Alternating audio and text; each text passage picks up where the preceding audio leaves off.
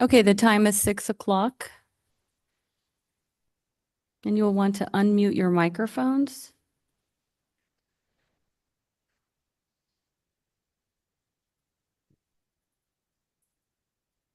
We can go ahead and call the meeting to order. Okay, I will. I was gonna throw out my gum, but hold on.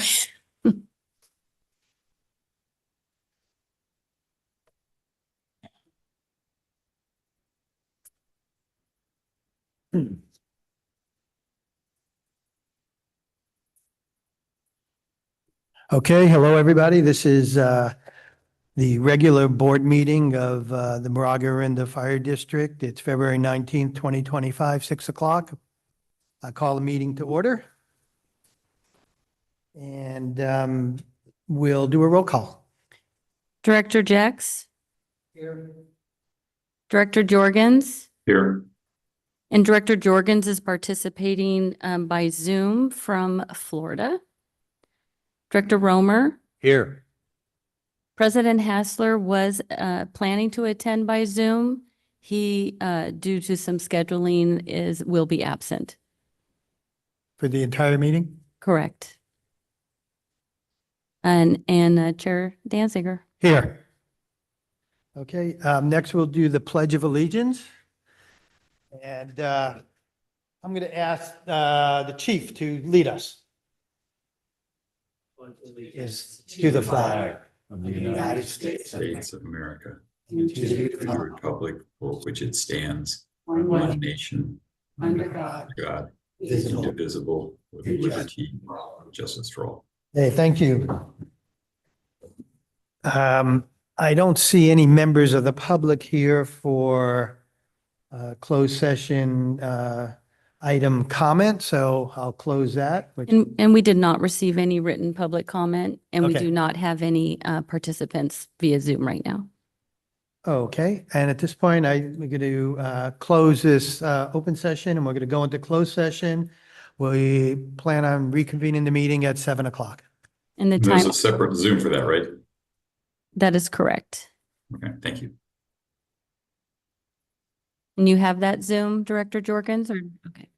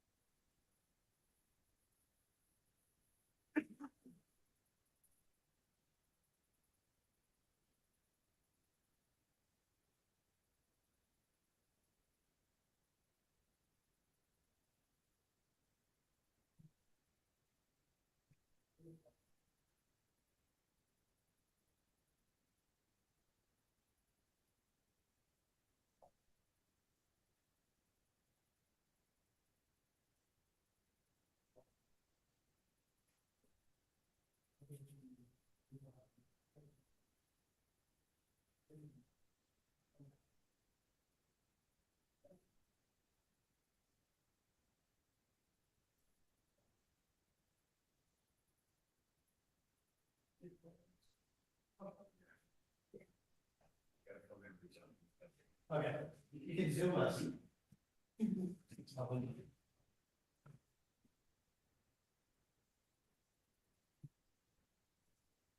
And the time now is 7 PM. You can please unmute your microphones. Okay, hello. This is the regular meeting of the Moraga-Orinda Fire District. I'm going to reconvene the meeting and call the meeting to order. Director Jex, Here. Director Jorgens, Here. Director Jorgens participating by Zoom from Florida. Director Romer, Here. Director Hassler is absent, and Chair Danziger. Here. Okay, the next item, number 5, is report of closed session actions. And at this time, we have no reportable actions. Item number 6 is announcements. 6.1 is brief information only reports related to meetings attended by a director at district expense. Anyone have anything? No. Okay, hearing none. I'll move on. 6.2 is questions and informational comments from board members and staff. Anything from the board? Hearing staff, anything? Okay, we'll move on. 6.3 is communications received. None. None? Okay. 6.4, fire chief updates. We'll start with the finance report. Good evening, directors. I have a brief finance report. Next slide, please. I'll start with the strike team reimbursement update. For fiscal year 2024, we had a $753,000 receivable, and we've received all payments, so we have no receivable outstanding. For fiscal year 2025, we have a receivable of $1.6 million. We've received payments of $912,000. So we have a net receivable outstanding of $781,487. And the fiscal year 25 numbers represent estimated strike team activity to date. Next slide. Tunnel East Bay Hills financial update. The project budget was $6.3 million. Through December 31st, we have invoiced to CAL FIRE $6.1 million, and we received payments of $5.1 million. We have an outstanding receivable of $989,000, which is the fourth quarter 2024 invoice. Since then, we've had expenses paid but not yet invoiced of $16,000, so our total expense outstanding is about $1 million. The fourth quarter 2024 invoice was submitted to CAL FIRE on January 30th. Total expenses to date are $6.1 million, which is 96.8% of the total budget. Next slide. The Treasury bill update. The district now has $25,815,000 invested in Treasury bills. The Treasury bill maturities are listed, and the staff will continue to project cash flows to determine amount of reinvestment available when Treasury bills mature. Other items, new MOU salary changes were implemented on the February 10th, 2025 payroll, and W-2s and 1099s were completed in January. That concludes my report, unless there are any questions. Mary, this is Director Danziger. Has the represented employees received their retroactive pay? Yes, that was processed on the February 10th payroll. Okay. So all employees, not just. Everyone has received, yes, all the retroactive pay has been paid. Thank you, Mary. Anything you. else? Okay, move on. Human Resources. Christine. Hi, good evening, directors. Tonight I have a recruitment and employee change update. Is your microphone on? I'm sorry? Oh, yeah, it's on. There you Yeah, go. it says it's on.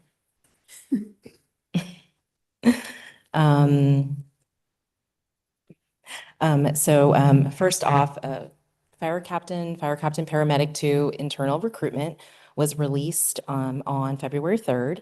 The 90-day application period will close on May 4th, and our testing process will be held on June 3rd. Firefighter paramedic trainee recruitment closed this past Friday. We received 67 applications, and we will be conducting oral board interviews the last week of March. And for the fuels mitigation specialist, the recruitment closed this past Wednesday. We received 16 applications and will be hosting an oral board interview on March 12th. And So then, how does that number of applications for the firefighter paramedic compare with historical numbers? I'm sorry, one more, sorry, can you repeat that? How does that number, the 62 number of applicants, compare with prior postings? For the fire, Firefighter, paramedic. Yes. I want to know how the 62 number, how does that compare with previous? oh, yeah, we've received quite a few more applications than 67 in the past. Oh, but the 67. Mhm. Okay. And then unless there's any other questions, I would like to introduce our new fire marshal, Casey Irving.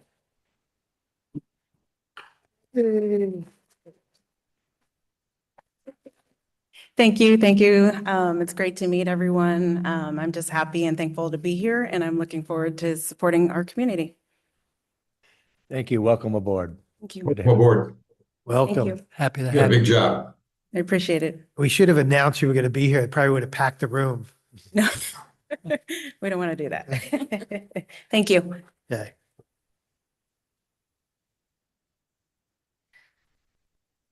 Okay, we'll go on to item D, which is Tunnel East Bay Hills Fuel Break Project.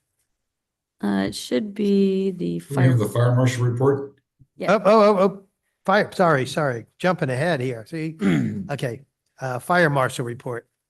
Okay, so the first thing I'd like to highlight is the addition of the new construction inspections.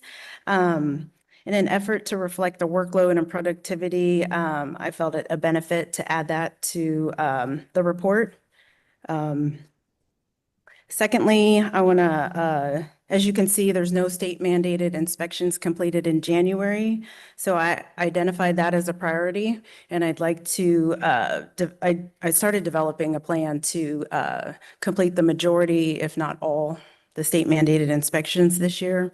And then lastly, just to bring to your attention, I'm looking into an AI plan review software so we can bring plan review back in-house and get our staff to complete the plan reviews instead of farming it out to a third-party company. There's some potentially great benefits. There are some kinks that still need to be worked out, and I'm working with the CEO to research and look at that possibility, but more to come later. That's all. That's great. Good job. Fire Marshal, come back. Craig, did you have something? No, I just said good job. That sounds great. Oh, I did have a question too. Yes. Has to do with our outstanding violation counts. And so we've been hearing for a long time about outstanding cases regarding removal of juniper and or bamboo. And so, I mean, I'm looking at the violations. So is there I was wondering, some of these cases have been going on for a long time. And I know you're new, and maybe we need the former fire marshal to weigh in, but I want to know what the status is of the cases that have been going on. I mean, 90-something% of people have complied, but we still have people out there. So what's the plan? Okay, so I'm still kind of acclimating to the position, but I can look into it. I am aware that there's some longstanding cases, and I'll work with my staff to try and reduce those numbers. Yeah, it'd be great if, especially those ones that have been, I mean, we're almost going to be into new fire season and, Correct. 3 more months. And some of these are, I don't know how old. I mean, at least from last season or even before. And I know there's still, I think we went to a meeting and the chief said there were, I forget how many, 7, did you say, or 17 or? I can't remember. I don't remember, but there was a Yeah. number that are still going on, and I just would like to hear what the plan is to either, start it, So- issue citations or hearings or whatever we need to do to. Yes, sir. So if I may, Yeah. we still have some outstanding juniper cases. Some of them have asked for modifications. I have staff going back to look to see where we are on the modifications, get a updated number that we can report out on. as to how many are outstanding, how many we've issued citations to. We can't bring them to a hearing unless they request a hearing, or we can start the abatement process, district funded lien work. And as we've said before, that is challenging with a property that has a homeowner with the trespass warrant and having law enforcement there, and we give all that. But we can definitely get a more detailed report to how many cases, because last time I spoke to Gordon, our fuels mitigation manager, he had closed a few of those. So we do have updated numbers that I will get. Okay, well, I think I'll ask for more when we get to future agenda items. Yes, sir. And I have do have one question. This is Craig. I think, the zone 0 we're going to be coming to later, but it's something just to be aware of is we're going to probably need to think about what kind of staff will be necessary to actually enforce that in a timely manner so that we actually make our community safer when we do set whatever guidelines are going to be. And it might not be for 6 months so we know what's going to happen, or 8 months. But I think we do need to be thinking about how we're going to enforce those. Understood. All right. Well, thank you, Fire Marshal. Thank you. Okay. Now, let me get back to Good evening, directors. Brief update on the Tunnel East Bay Hills fuel break. We're rapidly approaching the end of the grant cycle, which will be March 15th. So crews right now are out doing pile burning. Dennis Rain will give you a brief update on the pile burning for the project. We have our environmental consultant who's out doing the post-treatment surveys and verifying our GPS and our total acres. We anticipate, as I've said before, to have treated more acres than were originally proposed in the grant. And I think that is, outstanding work on our staff being able to effectively and efficiently get that in. Our CAL FIRE has reached out to us and let us know that our final report has to be due 30 days, the end of April, to get all last invoices in and the GIS work and the post-treatment surveys and any final report. So as we do that, we will also brief the board on a final report. We'll show a final map. We'll talk about the treatments and the treatable acres that we did. It concludes my report. Happy to answer any questions that the board may have. Just have one. This is Craig. Are we going to be applying for any? We'd heard in the past that CAL FIRE was more open to the ongoing efforts. Are we going to be applying for, probably not that one yet, but the one to do the maintenance work on the North Orinda fuel break? Yes, sir. Their grant cycle is closed right now. I keep going to the website every week, checking to see when it's going to open up so we can put in for a maintenance grant for the North Orinda fuel break. And if we thought about grants for, to do some EVMA property, even if it includes, things in, like the Lafayette Reservoir, which I realize is not part of our district, but we could help, Lafayette or whose district, or I guess Confire, whose district that is in, figure out how to do some work, because it's going to protect the city of Orinda a lot if we help out on that. I mean, we could just include that as part of a broader Orinda, the east side of Orinda grant. I 100% agree, sir. That is a fire pathway for fire to enter our community through the Lafayette Reservoir. I had some brief discussions with the Contra Costa County Fire Marshal, and I will continue those to see if we can work between the two fire agencies and East Bay MUD to see about a grant application for fuel reduction there. But I think that's an outstanding idea. Great, thank you. I have one question about the fuel bay project. The fuel bay project, I believe, includes Bollinger and Canyon in Moraga, an unincorporated Bollinger. It was above Bollinger. Yeah, Bollinger Canyon Road. We did some work out in that area, but not along the roadway, sir. Do you know offhand, is it include any of the fire trails in that area? Because I have personally received some email about the fire trails off of Bollinger Canyon. Yes, sir. We did do work. There was one access point to the fuel break from Bollinger Canyon. I can't remember the name of the landowner there, but we worked with the landowner, gained permission and did work from Bollinger up their private road to the fire trail. And then the fire trail was the main focus of the fuel reduction work, removing the encroaching brush along the fire trail, and then the grazing kind of took off from where we left off, removing fuels. Can I ask her, was it favorable, the comments you were receiving to the fuel break, or were there concerns about the fire trails? It was actually, I got it a while back, Okay, probably before you even did the work. okay. And it was basically saying, East Bay Regional Parks needs to get in there and take care of their fire trails. So, Yes, sir. There is one at the end of Bollinger Canyon that is washed out that is on East Bay Regional Park District land. We've discussed previous with them to repair that. It is in a creek area. They've said significant environmental impacts to do that work, and they haven't been receptive to opening that fire trail. all right, thank you. Anything else, board? Okay, how about E, prescribed fire report? And Dennis Rain. Good evening, directors. Briefly, a couple of things going on here. So we've been working with the Tunnel East Bay Hills Fuel Break crew.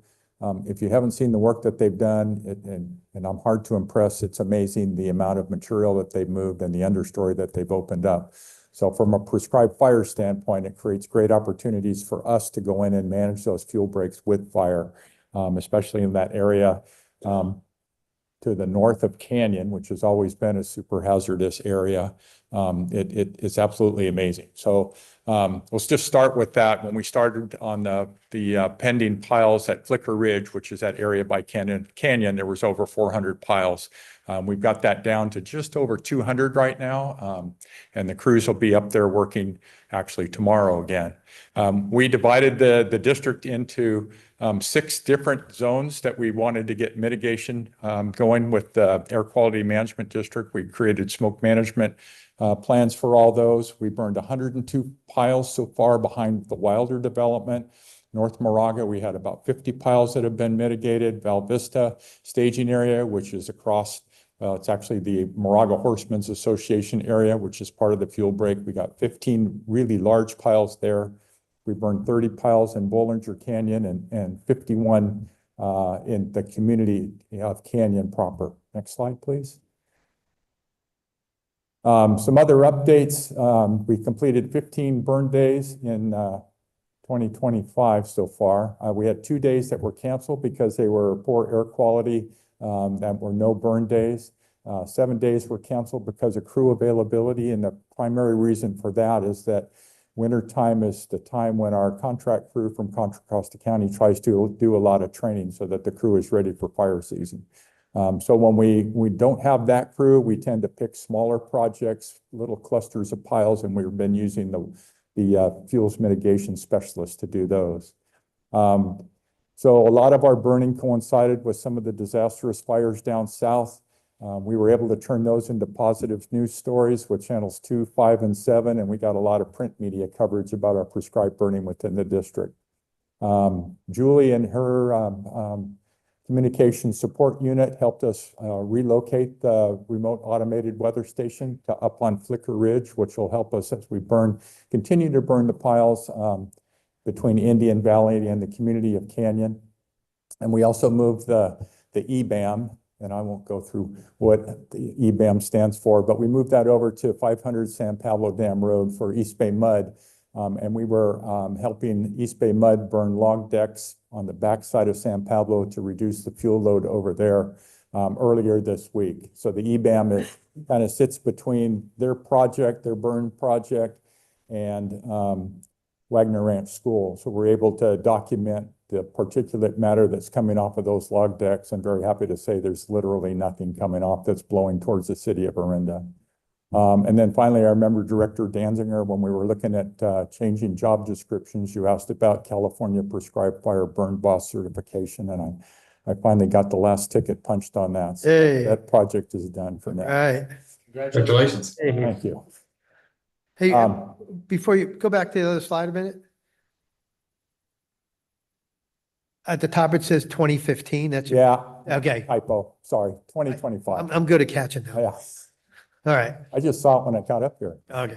So as an example, we are turning that kind of a mess that has all been hand cut and piled alongside of the road. That's off of Ridgecrest Road, just south of Canyon, and burning. And a lot of that, almost all of that is poison oak. There's might be some oak tree leaves in there.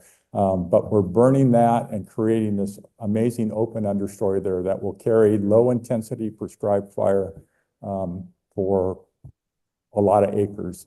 Already talking with East Bay Mud about the potential for them supporting prescribed fire operations in there. And so far they're saying that they want to build a burn plan and go in and do 5 to 10 acre burns on a rotating basis from basically Canyon Road all the way past the community of Canyon. Next slide, Marcia. And just another example of the kind of the volume that we're doing. A lot of this material this is on the west side of North Lucille Lane in Lafayette. So that fence there, I think, is our district border. And all that material came from the oak forest around those homes.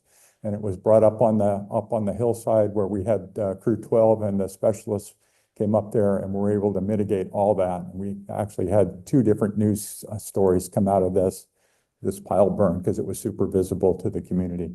We've had very few comments of concern about smoke. When we were burning at St. Mary's College, we did get 1 or 2 calls asking, where's the smoke coming from? And I think that was an issue where the smoke was blowing over the hill into the Sanders Ranch area, where the folks that survived or experienced the Merrill Circle fire were smelling smoke and wondering what was going on. But generally, all of our burns so far have been surrounded by nice green grass, and there's been no escapes, no problems. And we're getting a lot of positive comments back on our social media posts. And then finally, to just close out, we are looking at grant possibilities. When we took our Terror Torch over to help East Bay Mud with their log decks, we did have 5 people from the California Coastal Conservancy. And if you remember, those are the folks that funded our $500,000 project at Painted Rock. They were very interested in prescribed burning, so we brought them over there and showed them the Terror Torch, talked about the fuels management within the district. So we hope we can turn that relationship into some positive projects here in the future. If there's any questions, I'd be happy to answer. Directors, if I may, real quick.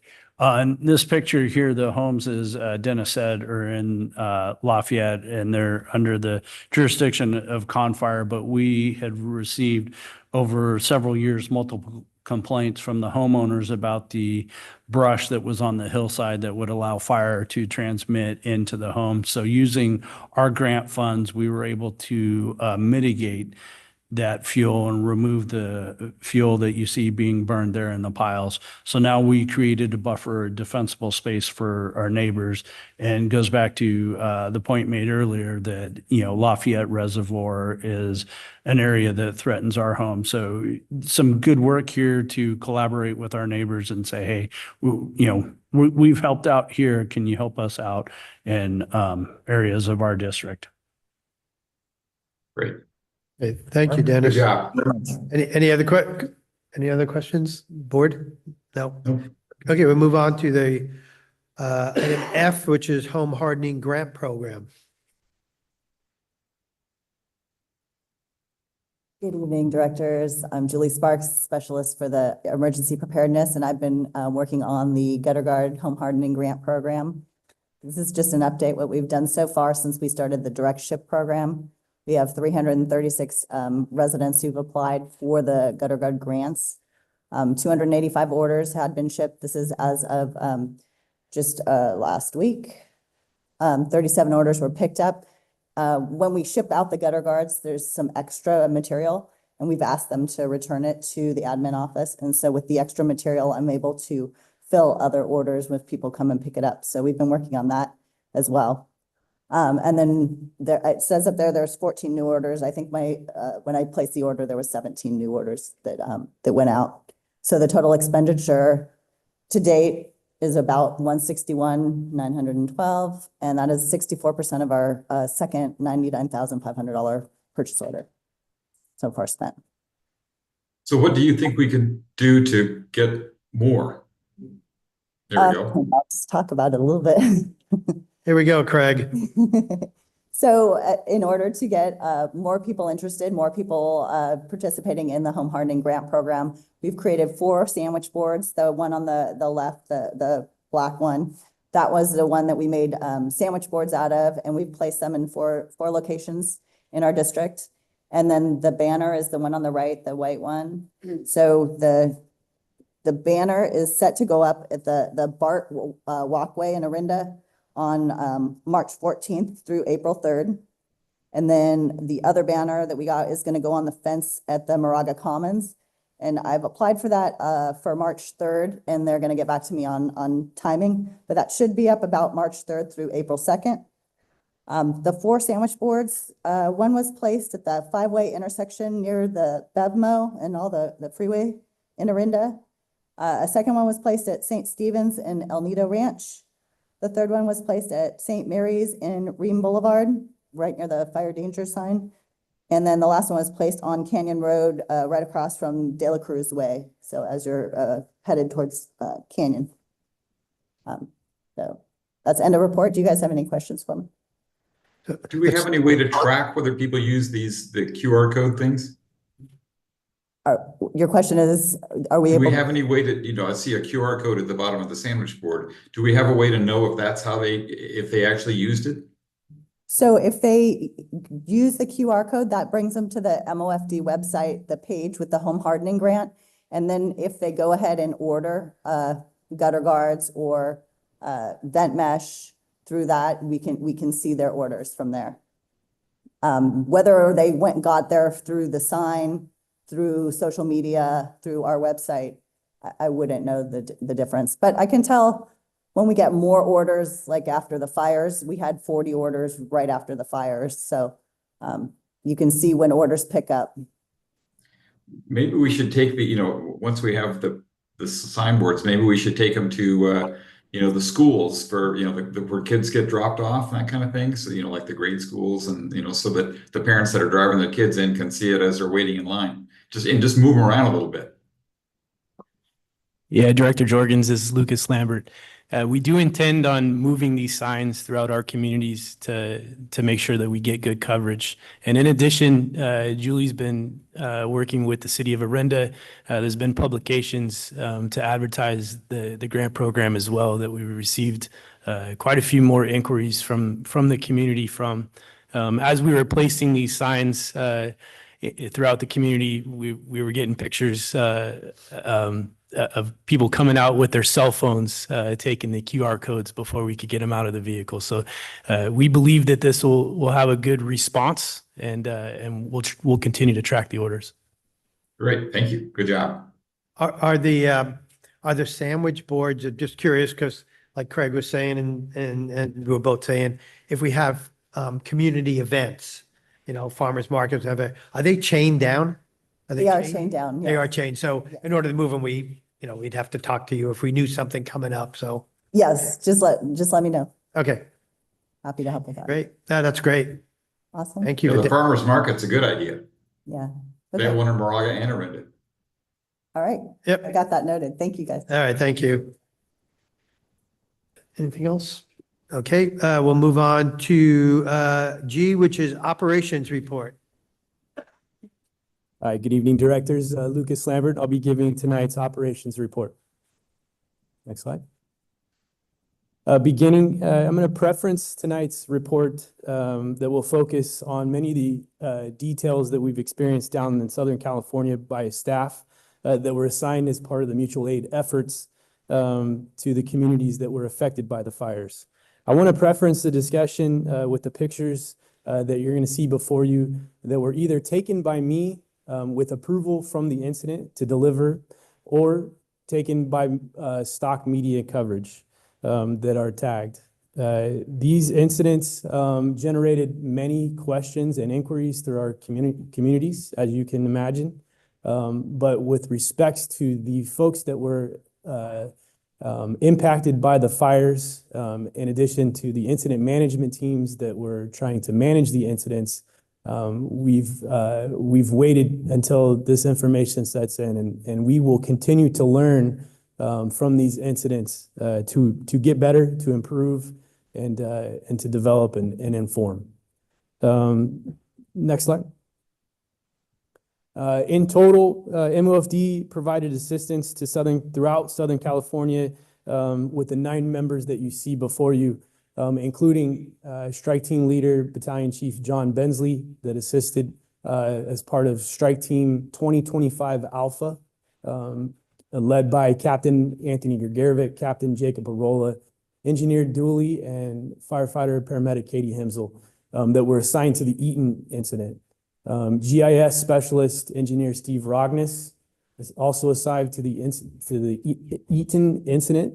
And then the Palisades incident assigned to myself, Captain Mike Lacey, and Fireline paramedic Josh David. Next slide.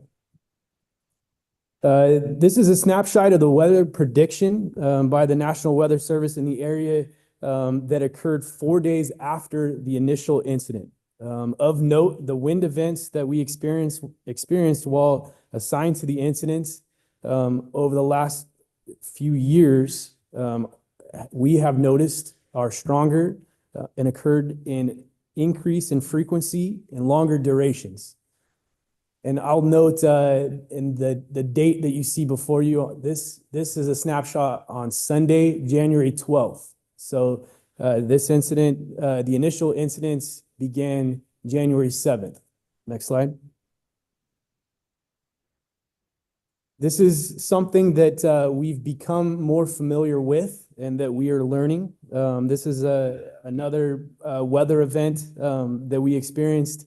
It is a higher level of a red flag warning that was issued due to a combination of decrease or low humidity and strong offshore winds.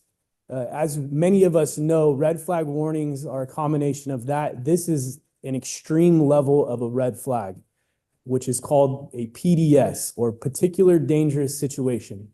And we've seen this of note on the mountain incident in Ventura County, and latest, and that was in November of 24, and in Southern California in January of 25. PDS is particular dangerous situation. This is another snapshot of the National Weather Service that was again on January 12th. And I put this up here because I want you to try to imagine from our component, and certainly from the National Weather side and from the incident management side and all the staff that were assigned to assist, of informing the communities that just experienced a tragic event, that you're going to experience or have a potential to experience something again of that magnitude just a few days after. Next slide.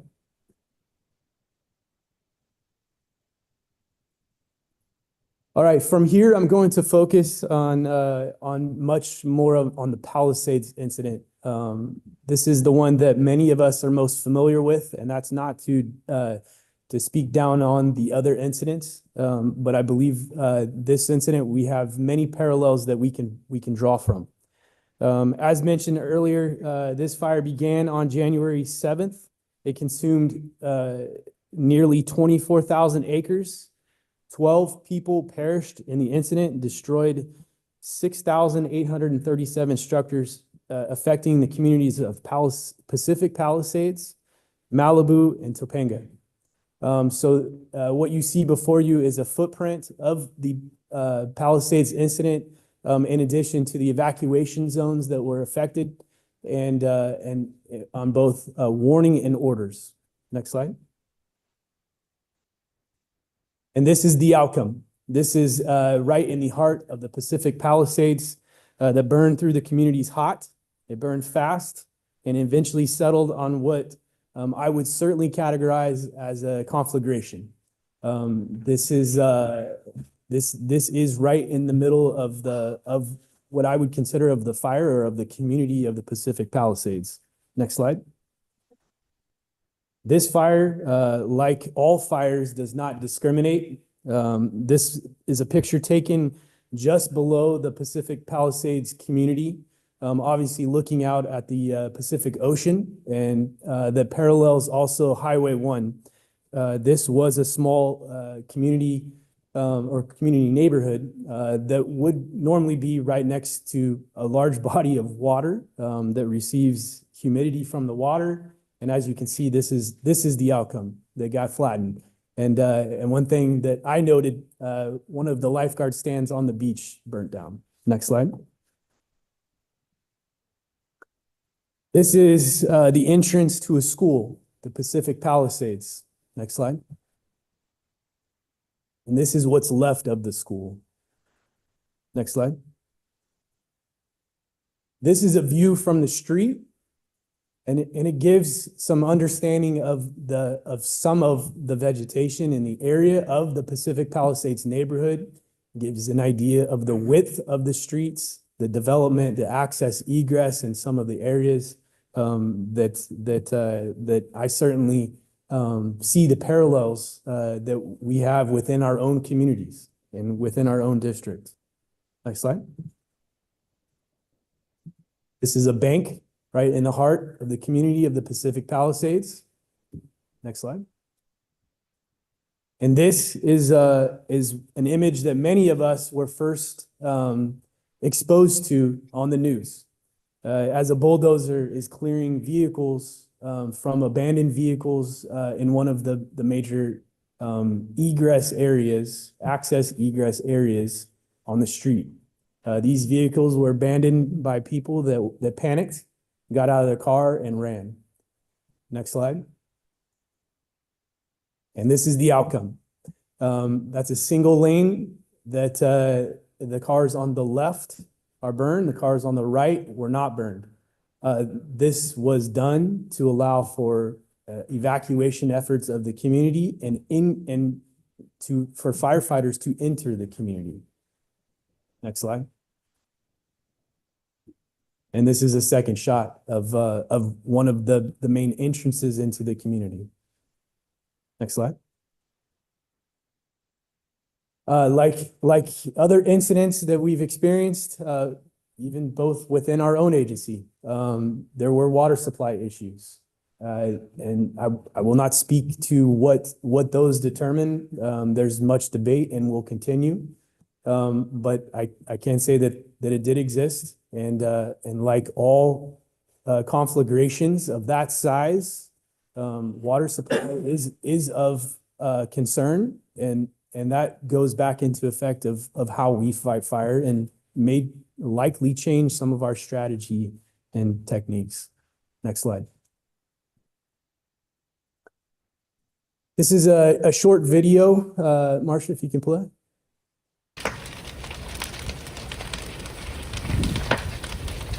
Video was sent to me by a neighbor. Copyright. This video was sent to me by a neighbor of a home that we saved.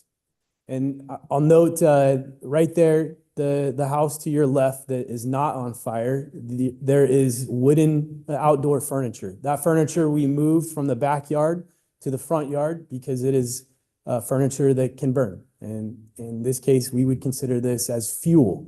Which is a wooden bench or two wooden benches, one swing.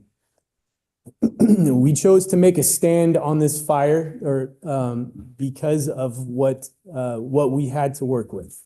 Next slide. And this is the outcome. So right here, quick action by myself and one partner. And remember, I was there as an overhead resource. I was not on a fire engine. I did not carry water or a pump. I was there as an overhead resource. And resources were drawn down. We made quick action. We kicked down the wooden fence that separated the structures. We were able to find a pool on the home to the right and found a pump in the back of a contractor's truck. We took the pump, put it in the pool, and we were able to save this home. This is called structure triage. So we decided to make a stand with the resources that we had. And fortunately, I'm happy to report that this house was saved. Next slide. There is what is left of the pump, and that is the pool that was drawn from. Next slide. And these are quick videos. Go ahead, Marcia. Current equipment is okay.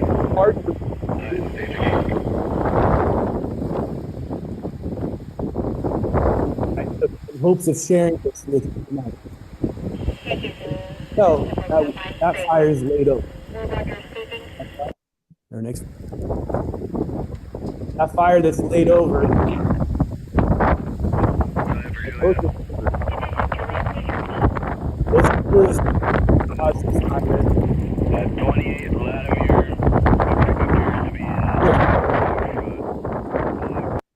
So if you can tell, obviously by the wind in my cell phone, it's strong wind. Those embers that were carry the fire. The picture to your far right are embers that are thrown throughout the community, and that's what we were trying to stop.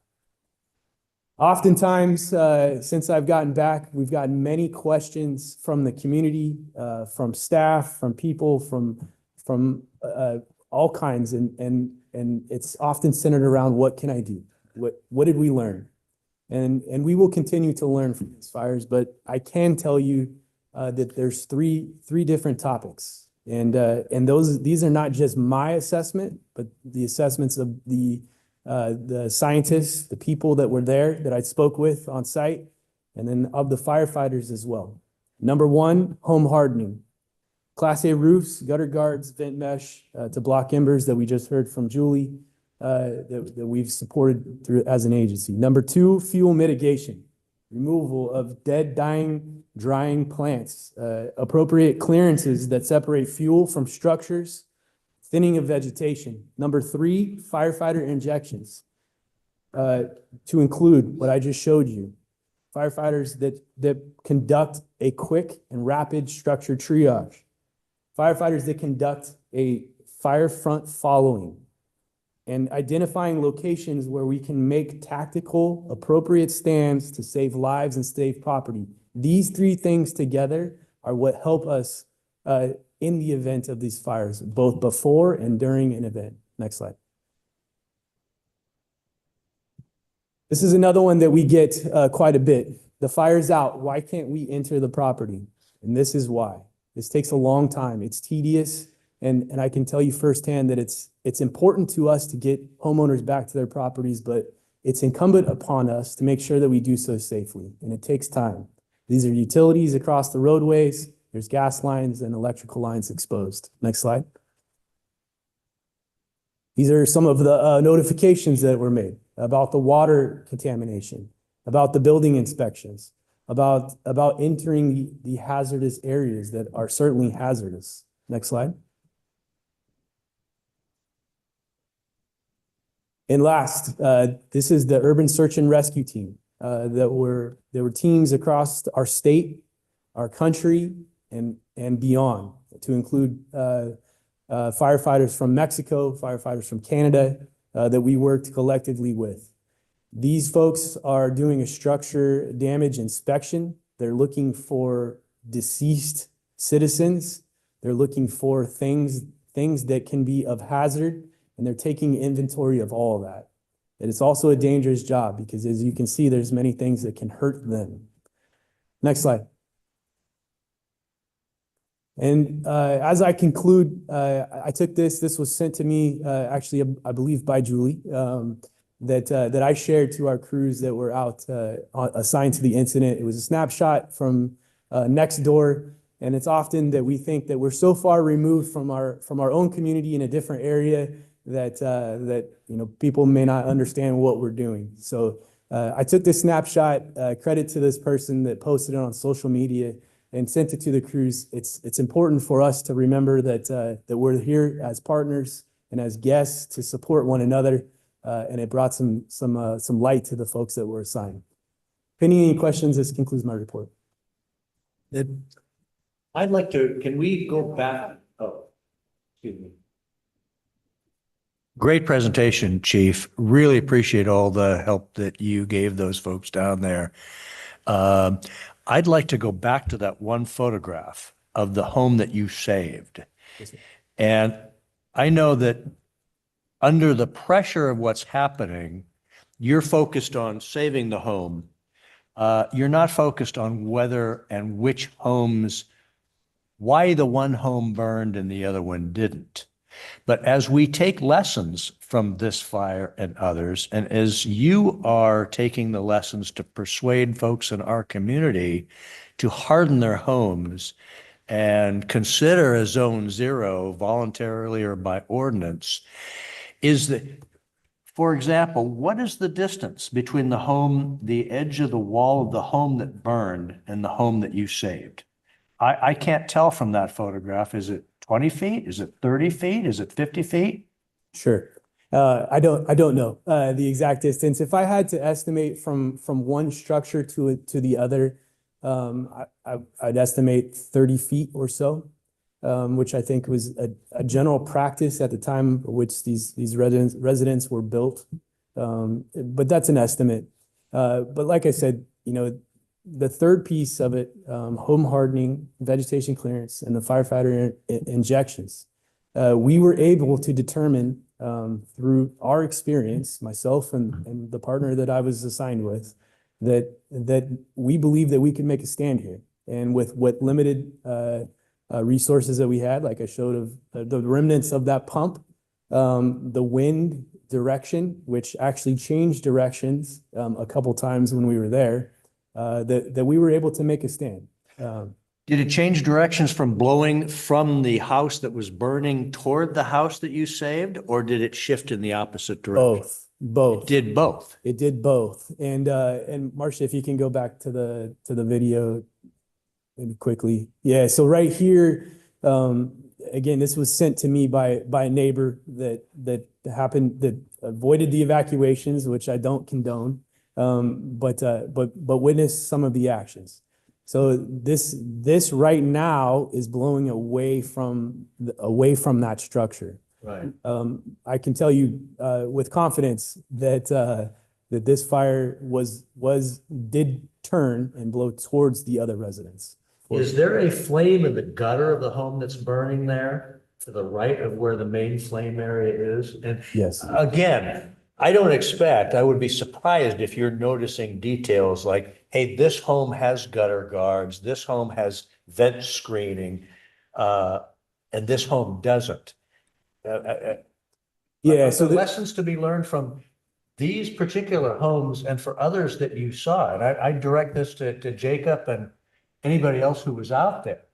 I'm thinking a sandwich board. If you've got one photo of flames that are shooting out of a vent or out of a gutter, that's worth 1,000 words in terms of convincing people here to harden their homes, to put up vents.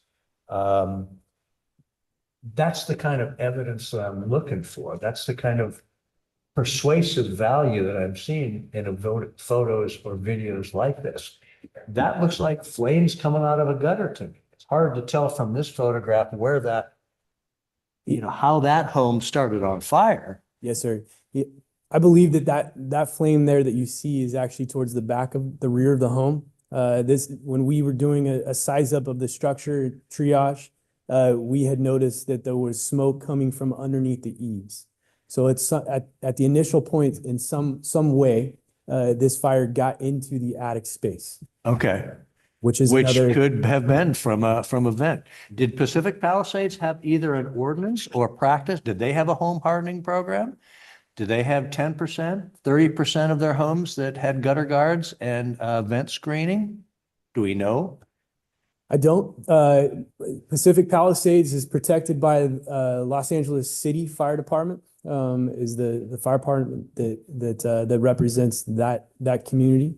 I'm not familiar with what they had, but what I can tell you is that there was a wide range of different structures, types, that generally, I will also say that were well kept. That they weren't overlooked or ignored in terms of some of the details of the home. Because the home that you saved also, it doesn't look like it's zone zero compliant, but it doesn't look like there's a lot of vegetation within 5 foot of what I could see in those videos too. So Right. again, Huge push on to the east. but you increase your probability of having a home not burn at all, or having firefighters focus on your home if you have a home that invites you to say this is a home that can be saved, right? Agreed. Those relationships work together. So for us to do a structure triage, we are looking for those details that will help us save the homes. Right, right, right. I think that's a powerful argument for getting people to voluntarily do a zone zero and do home hardening. Don't you? Yeah. So Because there were so many fires in an area somewhat distant from other, the probability, or did they ever determine some of these were set? there's nothing that I'm aware of at this time. I know that that there's a high priority to investigate, but I believe if I have to anticipate, there were 3 fires, the Hearst, the Eaton, and the Palisades, and they will all be investigated individually as to what the causes were. Certainly. Any other comments? Okay, thank you for the It's a presentation. great presentation. Great job. Helpful, and, you know, I think it's really powerful. it is very powerful. It's very persuasive, and we need more of it. Yeah. I mean, we need more of the presentations. Yeah. Fires. Okay, item H is upcoming calendar and events. We have them listed there. Anything else to add, Chief? No, sir, nothing to add. Okay. Okay, at this point, I'll open, do we have any comments on any items in item numbers, anything 6.1 through 6.4? So public comments open for all of the announcements. And we do not have any hands Okay, raised. thank you. I'll close that. Item number 7 is public comment. This is an opportunity for the public to comment on items not on the agenda. I do have one speaker card from Brian Dolan. Come on down. Brian Dolan, new council member from the town of Moraga. Good evening. Thank you. Yes, I am one of 3 newly signed in, sworn in council members in Moraga. And we each take turns being liaisons to various boards that we are partnered with. And this is one of my assignments. So I thought I'd come down and introduce myself, get a little slice of how you operate. Really, I can't say I enjoyed the presentation, but it was definitely very informative. And obviously, we have a lot of work to do together. But that's all I really wanted to do, was to see you in action and tell you I'm here. And I don't promise to come to every meeting, but I will come to those where it seems appropriate. And we've already had a lot of participation by the chief. He was at our last meeting and very helpful during a difficult public hearing on an apartment project. So there's a lot of things we can do together. I don't recall, were you here for the tri-agency meeting in November? No. I don't think you Just- were, but just I came did in. want to pass on to the other council members that I was very impressed by the participation and the strength of the arguments that your fellow council members made at the tri-agency meeting for very, very aggressive ordinances to protect against the sort of thing that we just saw a presentation, what happened in Palisades from happening here. Zone zero is going to be it's a very controversial matter. People have strong opinions on it, but I was very impressed with the strong opinions that all of the Moraga City Council members Yeah, I agree. expressed at that meeting. And I understand it was unanimous. We do have 3 new. And so there's a whole nother education process for the new ones, including myself, but looking forward to working with you. We are too. Welcome aboard. Thanks. And Welcome aboard. we do have a liaison from this board to the town of Moraga, and that's President Hassler, who's absent from today's meeting, but we'll let him know that he'll see our notes, so he'll know you were here too. All right, thank you. All right, thanks.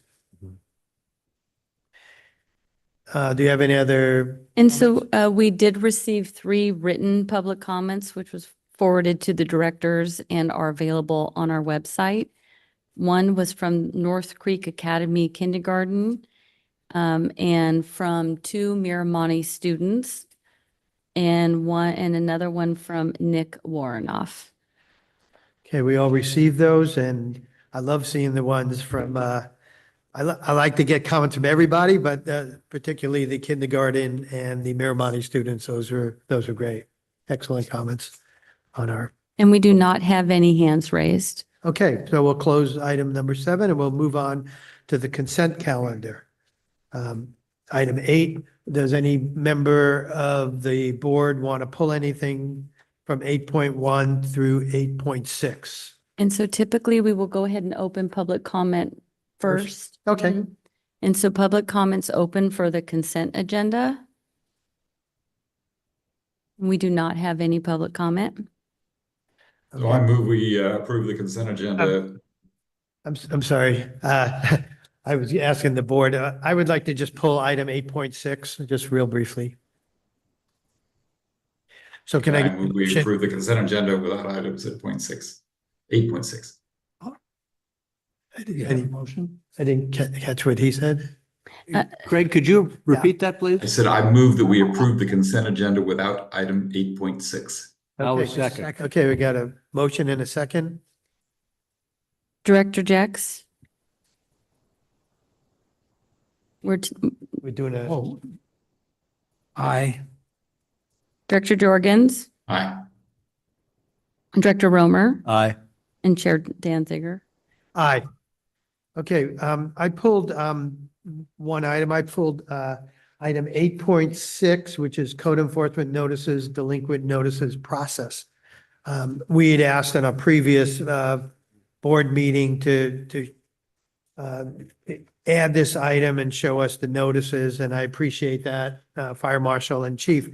I would just like to hear a little bit about what I don't see here is like the process involved for, we haven't had any in a long time, but the process for hearings or appeals to the board. How does my question is, how does the property owner get notified if there's a process for hearings or appeals? Good evening, directors. So the first step in the process is the pre-citation notice that advises the property owner of the violation and gives them the 30 days to abate the violation. If the property owner does not abate the violation, they get the first administrative citation for $100. In the citation that they're delivered, it specifically explains to them the process to request a hearing and the what they need to fill out. They can go to the website and fill it out, or they can contact the district clerk and say, I request a hearing. We have many residents that aren't tech savvy, so operating the computer can be challenging. So that's why we have it set up where they could contact the district clerk and Marcia can fill that paperwork out and get that in the process for them. And each citation, subsequent citation will have that information. And when they receive notice from Data Ticket or through the collection processor, that information also is in there for them if they request on how to request a hearing. So we didn't get that part, right? Am I missing it, or we don't have that, right? We were updating our citations. We have counsel going through our citations it's time. It's been 3 years to review everything and make some small edits. So yes, we did not, my apologies, include a copy of a citation in there, but it's also in every citation, just not in the pre-citation and it's also listed in the district ordinance on the website on how to request that. You're not allowed to request a citation or a hearing until you get the citation. A pre-citation doesn't trigger that. It just seemed to me that, a few years ago, maybe 3 or 4 years ago, we were doing some hearings. We had, quite a few of them, actually. I haven't seen any, in years. I mean, I don't think I've seen one. Well, I know not in 2 years, probably been 3 years since we had any. I'm just kind of curious. Yes, sir. So Why? we have had multiple requests for citations in the last couple of years, and we will try to work with the individuals to try to off-ramp it. So we don't want to bring something to the board and say, well, we didn't do our due diligence and make every effort to work with the property owner. And what we're finding out is when they request the hearing, they don't understand the process. So really what most times they're looking for, probably 8 out of 10 times, is I just need more time. And we're happy to grant them more time. Or, hey, I have a contractor scheduled. Give us the name of the contractor or a copy of the contract you have with them. And, that gets you the more time. Or we put them in contact with different vendors or stuff like that. But we really try to work with the property owners to off-ramp anything before it comes to the board for a hearing. Okay. I mean, don't get me wrong. I don't want hearings, and I'm glad you're working with it. I just wanted to ask those questions. Okay. Anything else on 8.6? Okay. Someone want to make a motion? I move we approve 8.6. Director Jex and then Director Jorgen second. Second. Director Jex, Aye. Director Jorgens, Aye. Director Romer, Aye. and Chair Danziger. Aye. Okay. Sorry, I have to flip back here a minute.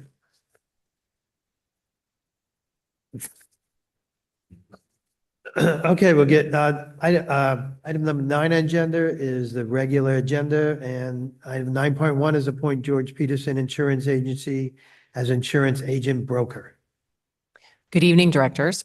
In September 2024, the board authorized an insurance brokerage service agreement with Loveland and Smart Insurance Services Incorporated. On January 28, 2025, Loveland and Smart verbally informed staff that Loveland and Smart could not fulfill the brokerage service agreement. And on January 30, written termination of the broker service agreement was received. The check payment to Loveland and Smart had not been cashed, and the check was returned to the district and voided. Loveland and Smart referred the district to George Peterson Insurance Agency. George Peterson has experience working with 50 fire districts, and they have assisted 3 fire districts with placement outside of the district's current insurance provider. George Peterson will assist the district to find alternate options for the district's insurance coverage. George Peterson will complete the work during the period of February this month to June 2025 and will provide quotation comparisons to the board around mid-May or early June to provide sufficient time to understand coverage options and withdraw from the current insurance provider if the board chooses. George Peterson works on a commission basis and will receive a 10% commission directly from the insurance carrier if the district decides to change insurance. Staff recommends the board appoints George Peterson Insurance Agency as insurance agent broker. Finally, tonight we have in attendance Christian Mello, who is a commercial insurance broker with George Peterson, if the board has any questions. This concludes the staff report. Since you're here, come on up. You came up, wherever you came from, you're here, so if you can introduce yourself and tell us what. Good evening, directors, staff. Yeah. Thank you for having me. Really appreciate it. My name's Christian Mello. I'm an insurance broker for George Peterson Insurance Agency. We are a independent firm, not owned by any outside parties, bankers, anything like that. We are one of the largest insurance brokerages in California. We have just under 300 employees, 12 different offices. tons of business throughout the communities in not only this county, but the northern parts of the state as well. So I happen to be the broker that typically specializes in fire departments, emergency service organizations. And so that's how I got brought into the mix. And we're certainly, appreciative of the opportunity. What other, any other questions before I ask questions? I do, yep. So when you get the quotes, how do you help us think about what kind of deductibles we want and that sort of thing?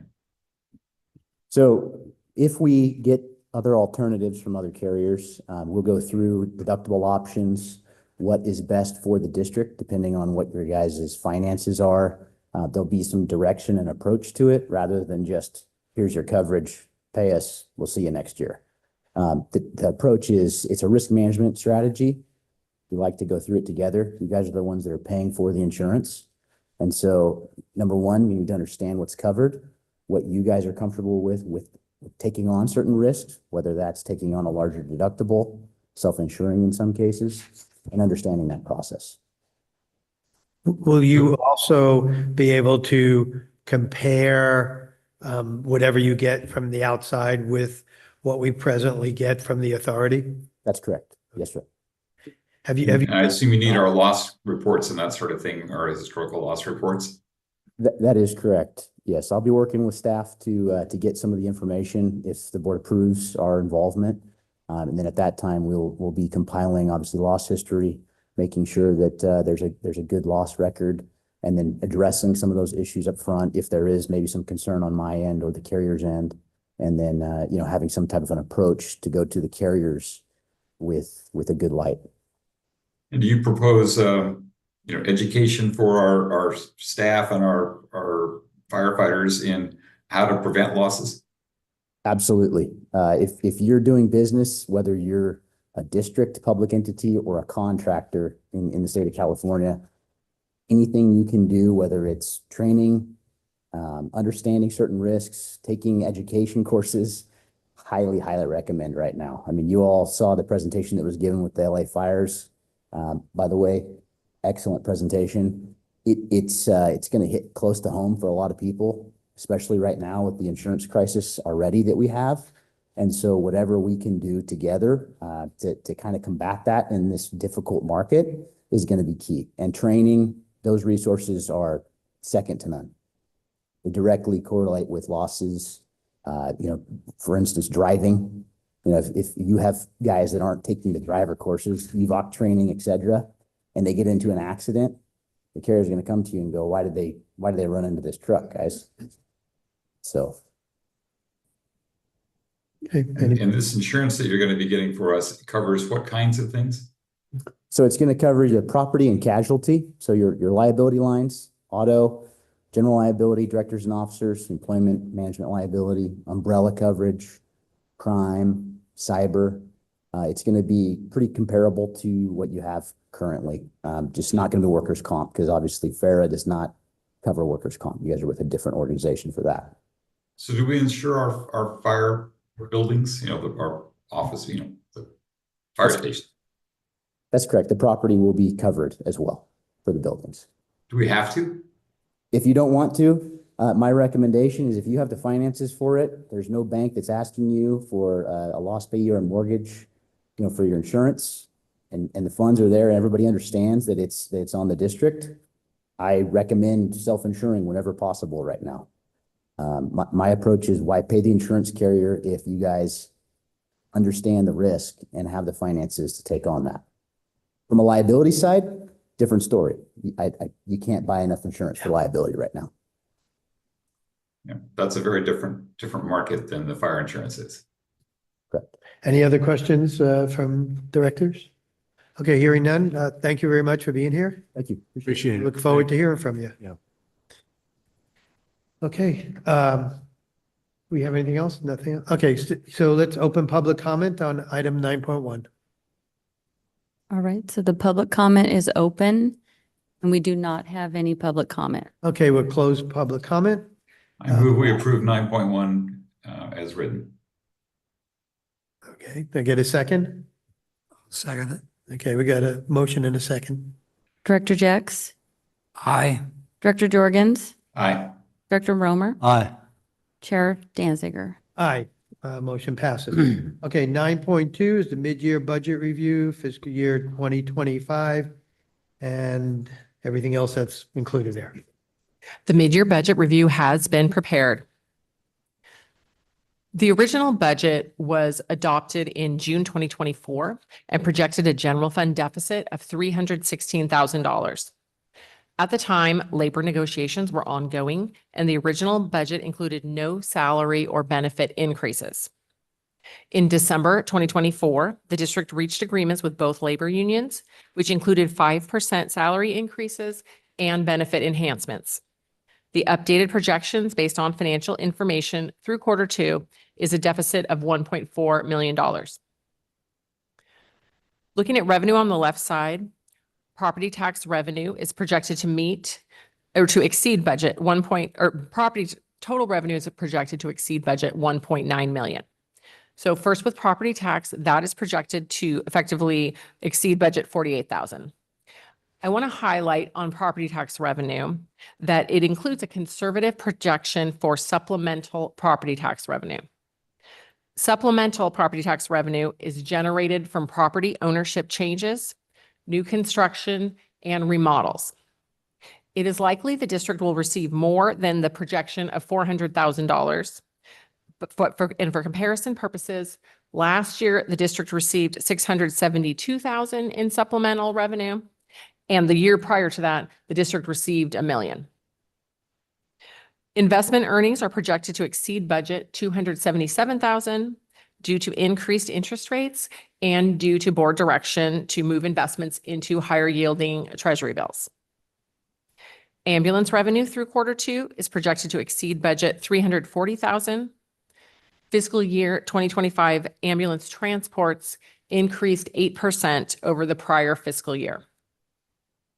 Strike team revenue is projected to exceed $1.1 million due to increased activity. Looking at expenditures on the right-hand side, salaries are projected to exceed budget $1 million, and overtime is projected to exceed budget $559,000, primarily due to the 5% salary increases. Strike team overtime is projected to exceed budget $787,000 due to the increased activity. Health insurance is projected to exceed budget $157,000 due to increased employer contributions for medical and dental insurance in the new labor agreements. Finally, the attorney fees, property and liability insurance, and labor negotiator expenses are projected to exceed budget as listed on the slide. This graph reflects strike team activity for the last 9 years, and you can see the 2025 increased activity. The district started the fiscal year with $20.4 million in general fund unrestricted fund balance.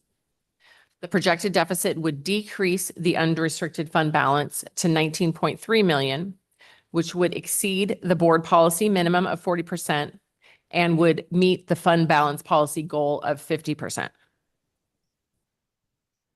The Capital Projects Fund has a projected surplus of $1.3 million, which includes apparatus purchases of $2.8 million and Station 45 remodel project, which with projected expenditures through the end of the fiscal year of $500,000. Staff recommends 2 mid-year budget general fund adjustments. The first is to increase the revenue budget $1,923,678. And the second is to increase the expenditure budget $2,702,089. If the budget adjustments are approved tonight, the revised general fund budget deficit would be $1,218,024. Staff also recommends the board authorize the operating transfer out of the general fund into the capital projects fund in the amount of $3,863,757 in order to accumulate funds in the capital projects fund for the Station 41 administration rebuild project. Staff will again provide 4 quarterly updates this fiscal year. Staff recommends the board approve the general fund budget adjustments and operating transfer to the capital projects fund. This concludes the presentation. I have one question on the capital expenditures for capital equipment. Are we really going to spend that money this year? I thought our firefighting equipment that we had on order got delayed. Right. So the capital projects budget includes capital purchases of, let's see, 2 Type 1 fire engines, 3 ambulances, and 1 fire chief vehicle. Yeah, but I don't think we're doing all those, are we?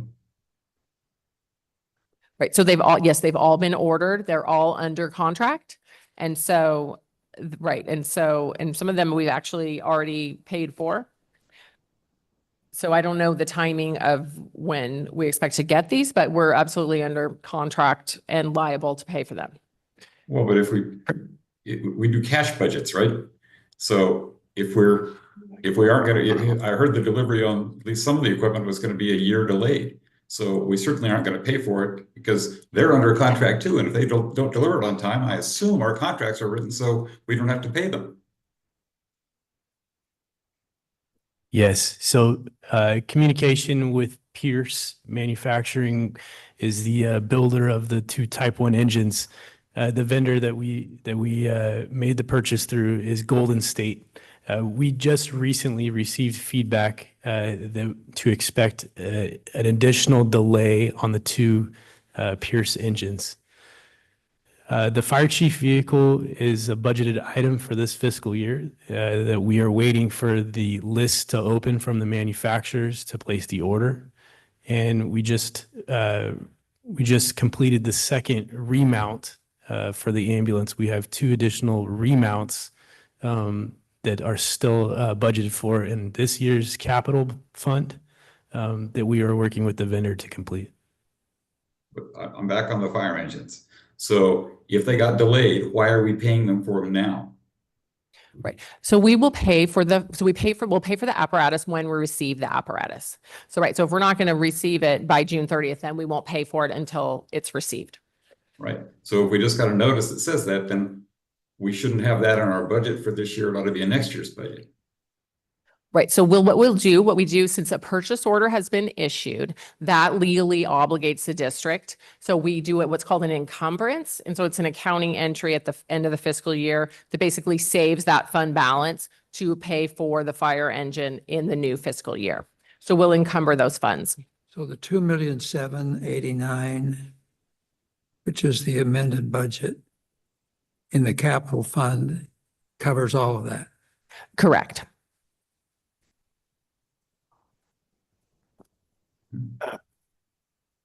So what in those contracts, do we get any reimbursement for the fact they're late? I don't think so, no. Well, next time we write a contract, we got to think a little harder about our terms. Is this a state contract? Do we go under the state or do we do this individually? For the Type 1 engines? Yeah. So the purchase through Golden State for 2 Pierce fire engines is through a government contract. So Sourcewell was the contract. And this was in June of 2023 was when the purchase was made obviously with the board's approval. These engines, like many of the other apparatus that we were working through, are still experiencing supply shortages that post-COVID, to include parts, steel, labor shortages, and a higher demand for apparatus than what was previously expected during COVID. Okay. And I'm hearing that you said that once you issue the purchase order, we have to encumber the money. Right? Is that what you said? Right. A purchase order legally obligates the district Okay. to pay, spend that money to pay for what we ordered. Gotcha. I wanted to ask you, in this budget report, is the administrative fees that we're going to get for the Tunnel East Bay Hills fuel break, as well as the wildland fire specialist. Is that already included in the budget? Yes, it is. You're- Well, I mean, the fund balance, what's happening is then we get reimbursed from the state, more than we spend and so Yeah. the admin fee, right? So that is accumulating as fund balance in those two separate funds. And we already have that money? Well, as we do, so each quarter, we invoice the state for how much we spent that quarter, plus the admin fee The percentage of whatever we invoice. So for the expenditure. Tunnel East Bay, we're 80% of the way through on the Tunnel East Bay one so far for how much we've received. Correct. Okay. So right now, we're going to have a deficit, but we don't have to take action on what to do about that deficit tonight. Correct. Right. There's fund balance to cover the deficit. And one other thing I'll point out is that these are conservative estimates, which includes, basically in the general fund, it assumes that every dollar for the operating expenses will get spent, so that every manager would spend every dollar of their budget, and that doesn't happen. So we will end up with some savings in services and supplies in the operating expenses, right? So these are conservative estimates. It's likely that we'll end the fiscal year in a better position. So currently, we're saying that the revised almost $1,924,000 on page 75.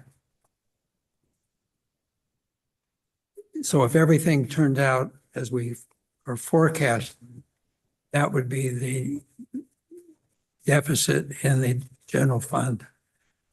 Right. So the amount that's projected deficit for the general fund is $1,364,000. See the $1,363,953.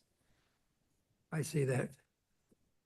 So last year, when we went through this for the year end, there was a substantial additional amount that where we were projecting the break even was about $2 million. That is not anticipated will happen again this year, except it'll be less than what we have here of a loss.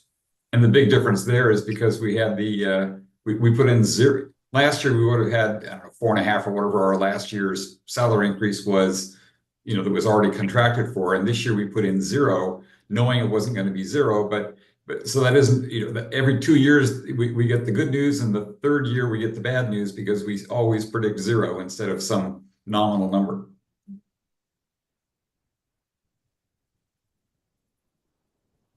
For salary increases. Okay. Any other board questions, comments? Let's open up the public comment on item. I have just one other question.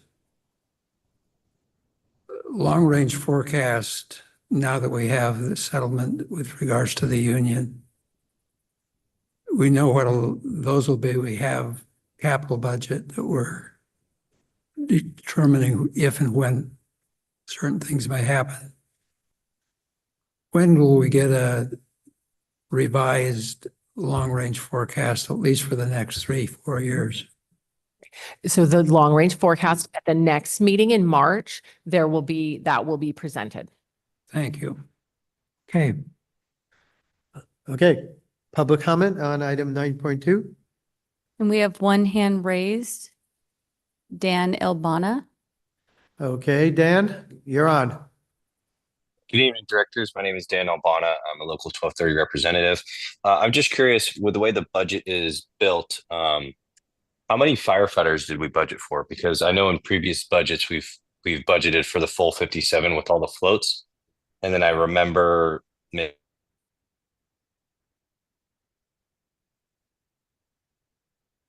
Dan, are you there? I just asked this just because usually at the end of the fiscal year, we usually have a lot more surplus money because we don't hire as many floats as we project, or those vacation overtime positions. So I'm just curious if this budget reflects 57 or fewer than that. Thank you. Do you want to answer that, Gloria? I mean, does the board want me to answer that? Yeah, I'm okay with that. Sure. Go ahead. Okay, yes. Okay, so the budget includes 57 authorized positions.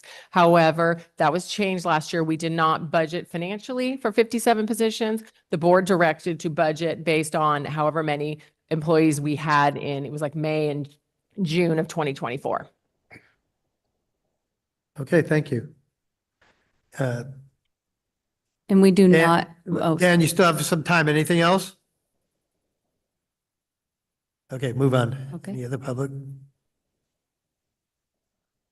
and we do We need a not, Motion to approve. Okay, I'm going to close public comment on item 9.2, and I hear a I'll second it. I hear a motion from Director Jex. Second. Seconded by Jorgens to approve.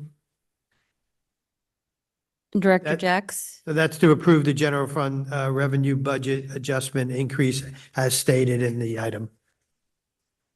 Well, I'm Director sorry, Jex. and there's also an expenditure budget adjustment recommended and the transfer out of the general fund to Oh, capital yeah, projects. The whole thing. Thank you. Yes. Director Jex, Aye. Director Jorgens, Aye. Director Romer, Aye. Chair Danziger. Aye. Motion carries. Okay, item 9.3 is determine the amount of the OPEB trust contribution and the amount of the pension rate stabilization trust contribution for fiscal year 2025 and authorize the transfer of district funds to complete the trust contributions. Good evening, directors. This one is also for me here. I'm looking for my notes. Here we go. The district participates in the PARS Trust for OPEB and pension contributions. The budget includes $428,662 for an OPEB contribution. The most recent actual valuation calculated a trust contribution of almost that exact amount, but it was slightly less. What's in the most recent actuarial is $428,630. For a pension trust contribution, the budget includes $1,135,247. The amount and timing of both contributions is subject to board authority.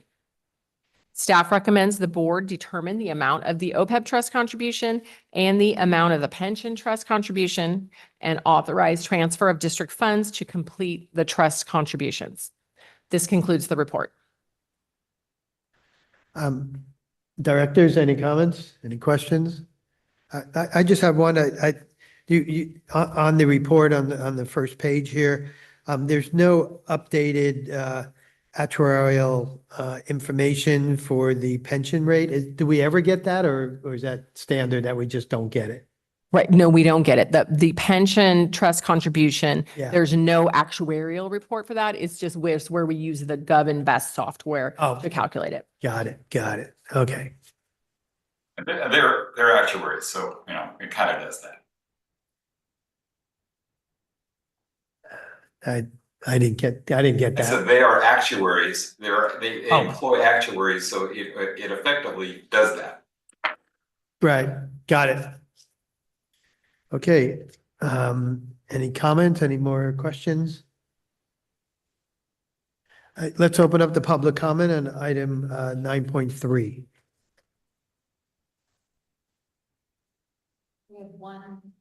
We have one hand raised, Vince Wells. Okay, Vince, you're on.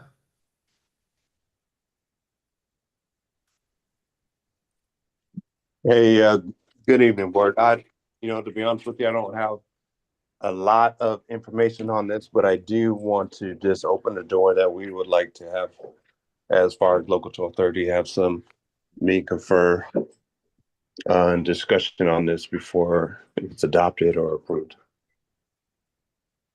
On what basis would you want the meet and confer?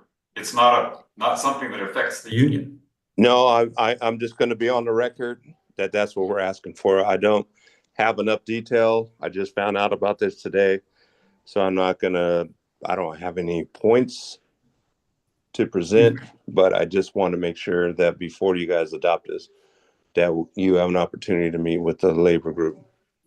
And if you don't have to, then we'll figure that out. But at this We've point, been having this. we're asking that we have some discussion about this prior to you adopting this. It's a financial decision we're making that doesn't affect the union because it's going into reserves, and we've had this same funding for, I think, the last 6 years now. As I stated, I'm putting it out there that we feel we should have the right to have some conversation about this before you adopt this. So that's our request, is we have a meeting and we discuss this prior to you as adopting it. Okay, thank you, Vince. Hey, I just want to ask Glorianne the question. Not that we're going to take any action, from the speaker, but is there any requirement to adopt this tonight? Is there a deadline or time? As it states in the staff report, that the amount and timing of both contributions is subject to board authority. So the board has full discretion over the timing and amounts of these contributions. So there would be no requirement that we could do it next month. It wouldn't matter. That's up to the board. Yes. Yeah, but I mean, for financial considerations, it wouldn't affect anything if the board decided to delay this a month. It affects the earnings that we have on the money. These amounts have been in the. Yeah, I understand. I'm just asking the question. I'm not saying I want to do it. I'm just asking. Is there any requirement to do it tonight? No. So I'm hearing no. Okay. The other alternative is to go ahead and approve it, but keep an open mind if, Mr. Wells or anybody else wants to bring forward information that would change our decision. The action we take tonight is not set in stone, and we could always change it if we find out it's necessary. Yep. Yes. Yeah. It's set in stone because we're going to make the contribution. Once you make it, you can't take it out. Last fall. What's that? Sure, it's set in stone. Once you decide to do it, then we put the money in the trust and you can't take it out.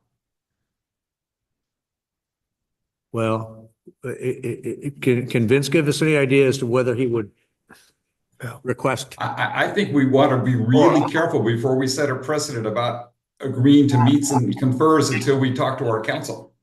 Right.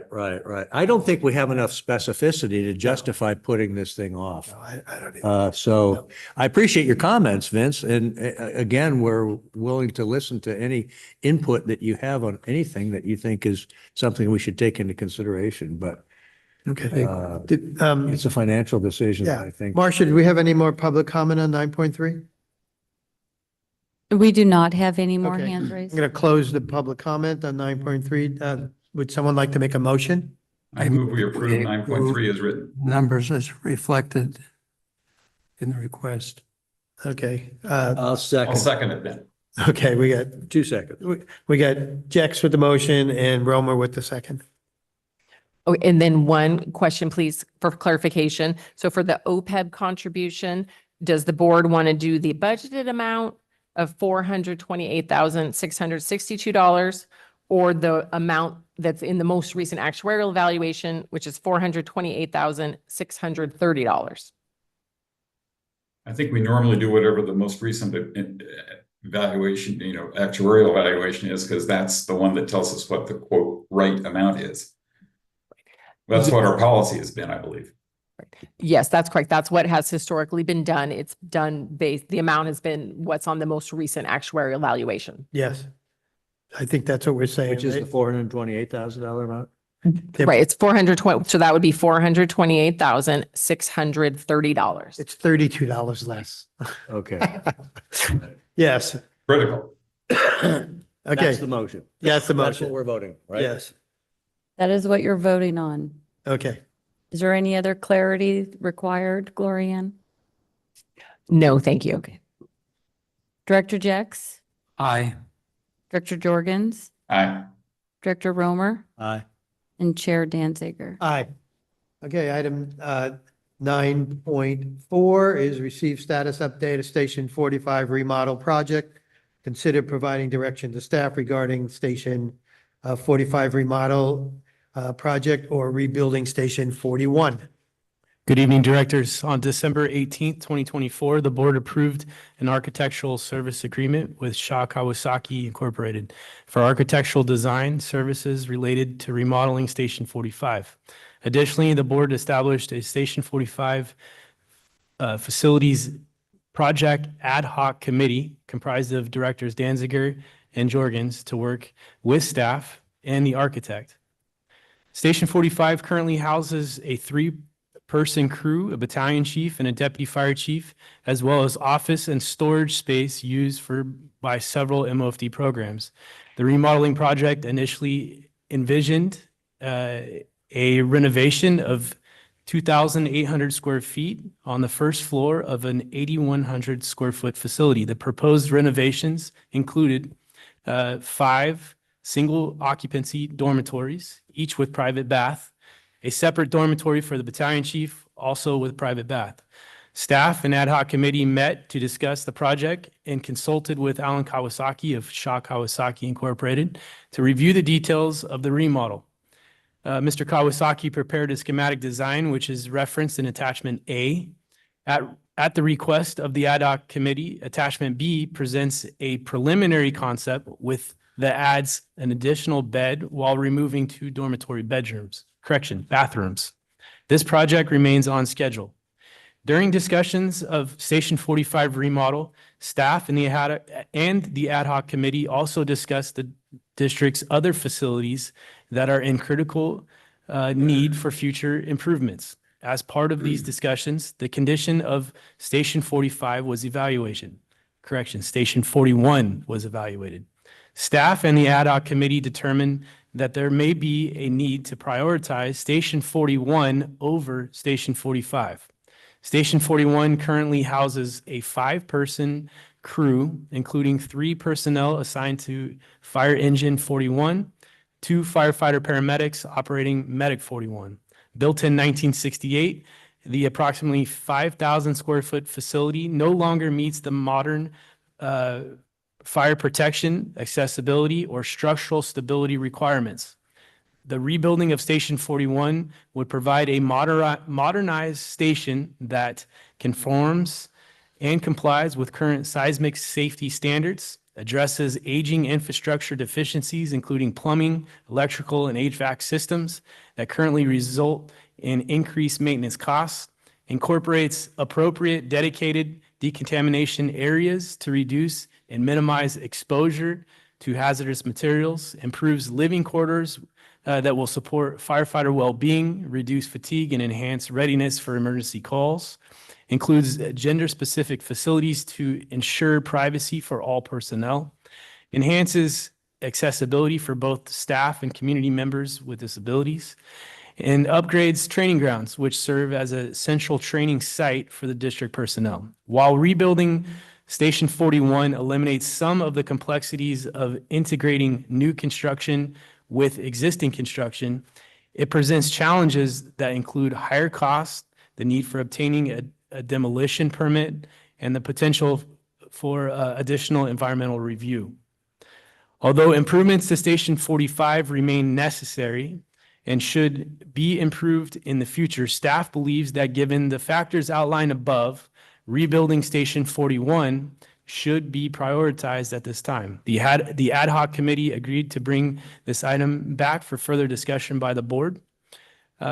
Tonight, we're looking for 2 options from board direction to proceed with Station 45 remodel as originally approved in accordance with the agreement with Shaw Kawasaki's Incorporated, or option number 2, direct staff to further reevaluate direct staff to further evaluate rebuilding Station 41 and present their findings at the future meeting for board consideration. This evaluation would include consideration whether to delay Station 45 remodel and move forward with the Station 41 rebuild project.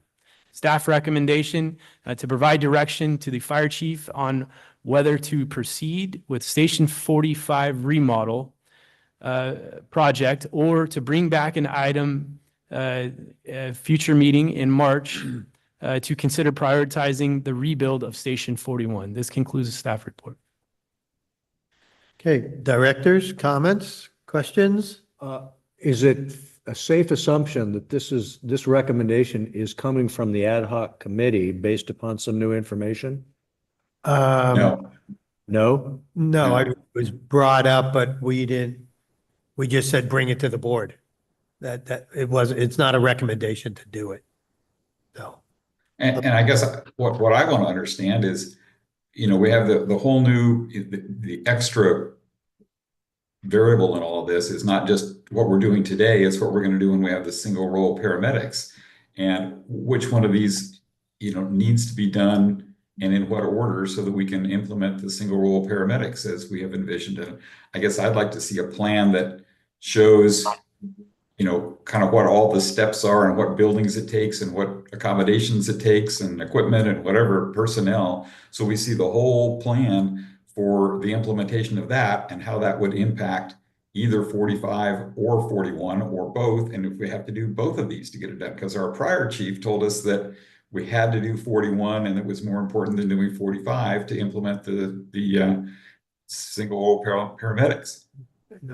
I think Craig, excuse me, I think the Chief Whitaker had said prioritize Station 45. I did. I say it wrong. I'm sorry. He said 45. Yeah. I think I just said that wrong. You're right. He said 45. Sorry. So maybe you can comment on the effects of, if we went from 45 to 41, the effects on the rolling out the single role. Good evening. Is there any Directors. effect? Yes. So as we evaluated this process, we're looking at upgrading the Station 45, the remodel, as well as how do we implement the single role paramedics. If we stick with Station 45, we need to get the construction rolling, and that needs to be at, say, step 3 or 4, and then we bring on the single role paramedics, because we don't want to add more staff into a station during construction with limited sleeping area. So as we looked at how the single role program's going to evolve, we know that we're going to have a much more diverse workforce when we bring these employees on. Station 41 has one bathroom. So that means your male and female have to share a bathroom. They have to work out the times for the showers, for the restroom. Station 45 has a male bathroom and a female bathroom. So that's why Chief Lambert and I, as we looked at this and some of the discussions we had with the ad hoc committee, we looked at, does it make sense to prioritize 45 over 41? We could put single role medics in Station 45 right now, adding 2 additional beds for the additional staff, the parent single role medic and the single role EMT. Is it ideal? No. Would it be better to have the individual bed space as designed by Mr. Kawasaki? Absolutely, it would. But we need to take into consideration the conditions at Station 41 with that diverse workforce and the employees that we know we're going to put in there. And Station 41 has a workout facility that's in the apparatus room where the employees are in with the fumes of the diesel engines. So that's why we wanted to come back to the board and say, do you want us to go forward with 45 remodel? We're set to do that. We haven't changed anything with Mr. Cowie's contract or Kawasaki's contract or anything like that. It was just, do we go forward with 45 or do we take a tactical pause and we look at Station 41 and what is that going to cost? I believe what was originally talked about several years ago was maybe in the neighborhood of $10, $12 million, talking to our outlying agencies when they're building new stations, they're looking at $15 million. What would a new station cost for us? Is there a cookie cutter approach that we could take the plans from a neighboring agency and build that same station for us? What is it going to cost to move admin? Do we purchase a new building for admin? Do we lease a new building for admin? These are all questions we don't have answers to, and that's why we were bringing this forward to seek direction, to see if we could take that tactical pause, get some better answers, and bring back to the board. Because we may find that it makes sense to continue with 45. We may find that no, it makes sense. This is a good time to move admin, to lease, to purchase, and to start the rebuild of Fire Station 41, because we can integrate the single role medics currently into Fire Station 45 right now. You're So I saying, guess my impression would be it's going to take at least 3 years until we're done with 41. And it's supposed to only take, a year and a half or less to do 45. So I don't see why we should maybe start doing 45. That's fine. But I don't think we should do 45 before we do 41. We're going to delay doing 40. I'm sorry, we shouldn't do 41 before we do 45, because we're going to delay doing 45 for 3 years if we do that, at least 3 years. So we currently have the wrong number in the budget for Station 45. We currently have $1 million in it, which we, last few meetings we've heard was not the right answer by a lot. But my impression would be, it's going to be more efficient to have temporary housing that everybody can go in and have the right kinds of, bathroom facilities for people in the temporary housing we need at 45. Then we can let the contractor have free reign of a closed, that part of the building, and do whatever they need to without having us work around it. And at the same time, we move ahead with beginning to explore the alternatives for 45, whether we, keep the admin there, put the admin someplace else, and what kind of design we can get that maybe is a cookie cutter instead of starting with a white piece of paper for the designation or the design of 41. Because I think even if we tried, we couldn't, we couldn't do them in order, in the wrong order. I think we can do them together, but they won't actually be being built at the same time anyway. So I don't know why we don't just do them both. I don't think I've ever seen a cost estimate for Station 45. It's in our long-range financial forecast at $9.4 million. We've seen that? Yep. For 45. And we're already putting money aside for it next year and the year after for a total of $9.4 million. Yeah, I'm talking about the remodel of 45. Oh, 45. We put it in for $1 million in this year's budget. But we haven't seen, Alan Kawasaki hasn't come back to us. Absolutely. I completely agree. And that's one of the things that's in his to-do list, is to come back with a number. But we heard it was going to be closer to, a couple $1 million, $2 or $3 million. Maybe. Right. So we have, Chief, we have not seen that number, right? That is correct. I know we put $1 million away, but Right. we haven't seen anything yet. That is correct. We have not seen that. And if we did ask the architect to look at 41, Shaw Kawasaki to look at 41, I imagine that would entail a new contract with Shaw Kawasaki? That's correct, sir. And that's why we didn't even bring that forward tonight for consideration. We wanted to first get direction from the board to see if you even wanted us to entertain the idea to look at 41. I don't think that we've budgeted the $1 million in the capital budget. It shows as an expenditure. I think so. I think it's $1 million. Well, I can play in a second. Right. Right. The fiscal year 2025 capital budget includes $1 million for the Station So it is 45 in the remodel. capital. It is. So if you look at what's in the capital fund now, is 12 million plus is the balance at the end. That includes, after deducting $1 million, that, or it's all. So, right. So if you look at for the mid-year budget review, the Station 45 remodel. Okay. So so the Station 45 remodel, the budget includes $3 million for the Station 45 remodel. But then the projected expenditures through June 30th is $500,000 for that project. So if we spend 500,000 this year, we would end with 12.3 million. No, it says the replacement cost for Station 45 is 3 million. We have a projected budget of $1 million this year. No, the amended budget for Station 45 remodel is $3 million. Oh, $3 million that was transferred into the capital fund was always for Station 41 to build up a sufficient amount. I didn't think that we had, the 3 million that was transferred in was Station 45. I don't think it was ever identified to a specific structure. Correct. The transfer goes into the capital projects fund and right to accumulate money to pay for all the different capital projects. Right. right. So I'm But I don't still, think we have Station 45 as $3 million, unless you presented something tonight that said that. No, sir, we have not presented anything for the cost of 45 or 41. Right. Um, But in our long-range financial forecast, we put in the cost as $1 million to redo 45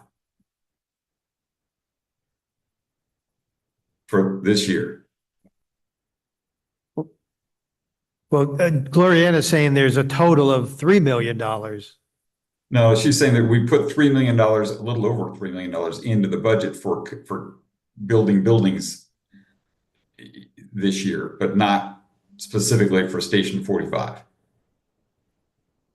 The fiscal year 2025 budget includes $3 million for the Station 45 remodel project. Is that the revised budget or the old budget? It's the fiscal year 2025 budget. The original budget? We just changed it, right? Right. Right. No, you did not amend the capital projects fund budget. You amended the general fund budget. Okay. Okay. And So our long-range financial forecast for 24-25 didn't agree with our budget as approved? That's not the way our process works. The long-range financial forecast is a separate document from the budget that is approved by the board. Yeah, but the budget is supposed to be the first year of the long-range financial forecast. The exact budget is supposed to be the first year of the long-range financial forecast. No, we go through the annual operating budget process each year. And so that was all so that is separate from the long-range forecast. And it's a whole budget development process that staff works through and presents to the board. And so we do know with the budget, I mean, we've been very clear that we do not have an accurate estimate of what Station 45 remodel is going to cost. That's part of what Mr. Kawasaki, what the board had been hired to do. So that project is going to continue to evolve once we get get drawings, and then we'll get an estimate from the architect, and eventually that will go out to bid. And then we will know much more about what the cost of Station 45 is going to be. we have in front of us, I mean, in this packet, we have different drawings for Station 45, but we don't have any cost associated with any of these right now. So, I mean, yeah, what is in the capital budget is. well, we know we have 3 million, but we don't know from the architect No, what any we of these will we have cost. 500,000 planned for Station 45. Right. That's the only thing that's been designated.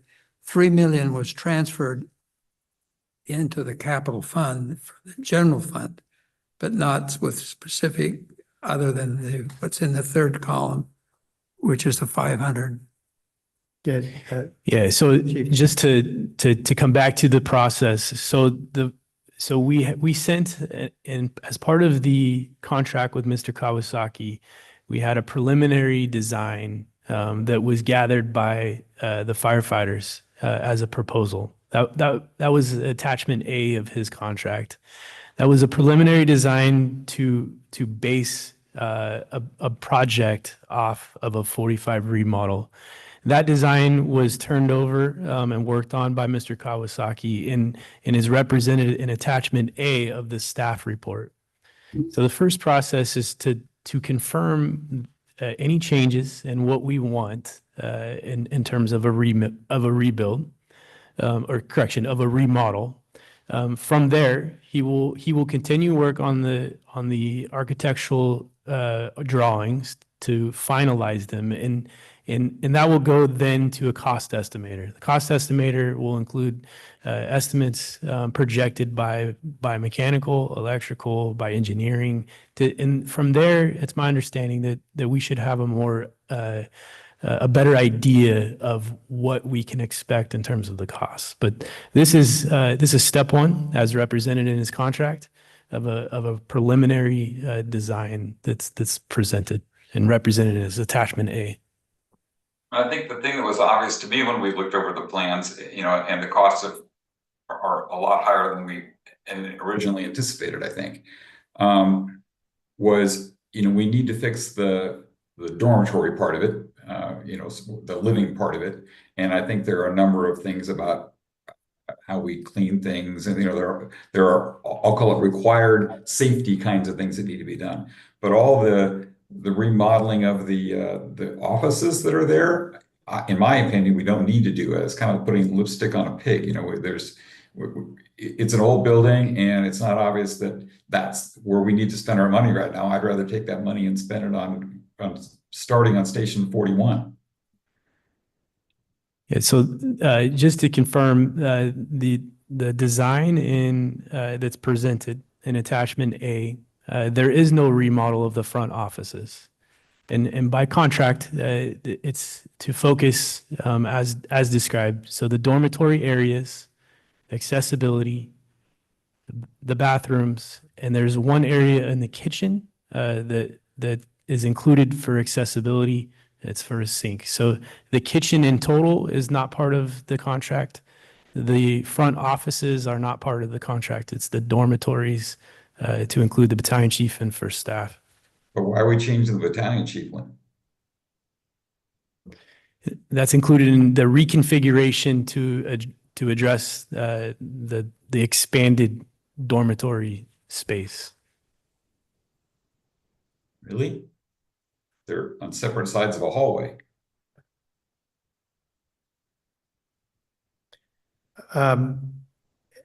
I think I would be in favor of bringing this back in March again, and maybe in the interim having a conversation with Shaw Kawasaki about Station 41. And I'd also like to see some, based on some of these plans, what the cost of 45 would be. And, I don't know if for 41, I don't know if he can give us a ballpark. I don't know if that's even possible to give it to us before we know, but he knows the size of the lot. But in 41, I think a big consideration is admin. If we do 41, admin's gonna have to go somewhere. Is it rental, or do we buy a building? That's a big cost consideration too. And I'm not really clear right now, do we have funds? I think we do have some funds put away for 41. Is that correct? We have some money Definitely do. away for 41. We've been squirreling away money in our capital fund just for both that and 45. But maybe And we have lots more plans for the future for how much we're putting in the fund. I'm not sure it's going to be enough to do $15 million and $3 million, but we have more money, and we have we're projecting a fair amount of money going in that fund. Yeah, I seem to remember quite a few years ago, it was going to be like 7 million or 8 million. Now we're talking about double that. So, I know we would finance that and pay it over how many years we pay, but I think we should delay this and have Shaw Kawasaki come up with, some proposal for looking at 41 as well. And I would like to see some numbers. I would think based on these drawings, I would think he could give us some kind of number on what it would take at 45. I mean, I'm hearing we have $3 million. Let's see what it really is going to cost. I don't know. Somewhere between $1 million and $3 million, but can we So get the it? lowest our capital fund gets at the moment in the last long range financial forecast was about 4.7 million. I'm sorry. In 26, 27, it gets down to $3.3 million. But that assumed we spent a significant amount of money on 41 in that year. So, you know, it's assuming we take in money, but also, you know, pay out a fair amount of money. And again, I don't think we can afford to have a $15 million building, but we already assumed it was going to be, I think, 9.4. Yeah. Yeah, probably. But I think that would help us making this decision to proceed with 45 or kind of pivot to 41. I just don't think. Or do both. I just don't have all the. Again, if you said go today for Station 41, it's absolutely going to be 3 years till you're done, at a minimum. Sir, I would agree with you, if not longer. Yeah. You know, if we executed everything tomorrow to start 41, we're 3 to 4 years out. Yeah. Easy. So that gives you a lot of time to get 45 done. So I don't know why we have to do one and worry about which one goes. I think they can both happen. We just need to get started on 45. The decision we're making is really to start on 41 at the same time we're doing 45. But most of this, what we would be starting on is thinking about what we're going to do with admin and planning and seeing what kind of a station, you know, there's a lot of, you know, intermediate decisions that are beginning decisions about design and whether there's one cookie cutter we can use and all of that. That's going to take a year before we even know what we can do next. And we can always start that. Mm-hmm. Yes, sir. Yeah. That is absolutely correct. The other thing to consider is the amount of time staff has to throw at both projects. So, you know, for us, it's better to figure out which one we want to do and focus our staff time on that. And then when there's additional time available for staff to start working on the other project. But one project or the other is going to take the majority of staff time and going to be our focus for the, you know, next year or so. So again, we were just looking for the direction, you know, press forward with 45 as originally directed, or take that tactical pause to bring back some numbers and some more information to evaluate which project is a higher priority. My recollection of when we were going through this, the issue was whether we're going to do new ground, old ground. You know, it was back and forth, thinking, looking at who we were going to relocate and dispose of originally that land to pay for the new station someplace else. Yes, sir. So that's why I think 45 was pushed first, because it was more project ready and a smaller project that originally was not a lot of money. That is correct, sir. That's my recollection as well. I believe the land, you know, swapping land, looking to buy land is off the table. There's nothing. Right, that's why. That is why we're at the juncture we're at with, we're going to have to rebuild 41. It's going to have to be done in its current location. And we would take out the admin, move administrative staff into whatever rented lease building, a purchase building, demolish the current admin and build the new station in the place of where admin is now would be, you know, the most likely scenario. But again, we haven't even had those hard conversations because we were focused on 45. So I would say we should have Kawasaki come and talk to us, and I would recommend having the staff and the committee talk about brainstorming a little bit about 45 and designing a contract that we can have with him to do some of the research for us, so we can put some numbers around this stuff and timing, so we can have an idea what's possible and realistic. And it seems reasonably obvious to me that unless we are forced to pay too much for office space, it's going to be a lot better to go buy some building than it is to build one, given the prices that it costs to build fire type buildings. And it'll give us more flexibility in what we do with 41. Yeah, I agree with that. And also, when the ad hoc committee met with the chief and Mr. Kawasaki, it was brought to our attention, which I didn't know before then, is that the present firefighters at Station 45 would have to move out while this construction was taking place. And we talked about portable living space in the back where they presently park the cars. And we have to consider that under the cost also, and that's probably considerable for how, if we can. I don't know how long the remodel would take, and how much that would cost as well. So I think they said it'd take less than a year to get it done. a year. In follow-up conversations with Mr. Kawasaki, depending on which format or which plans we go with, he originally said, hey, there's no way you can have the crews living in the station while we're building. Then he's reassessing that, and it may be possible to move the crews and put them in the offices where the battalion chiefs, the deputy chief, and everybody are. I question how realistic that is. If the crews are up all night, the crews need to get sleep during the day and to have construction going on. So I worry about the safety of the crews, that they're getting adequate rest that they need. And I think we should have a plan and know what the cost is to house them.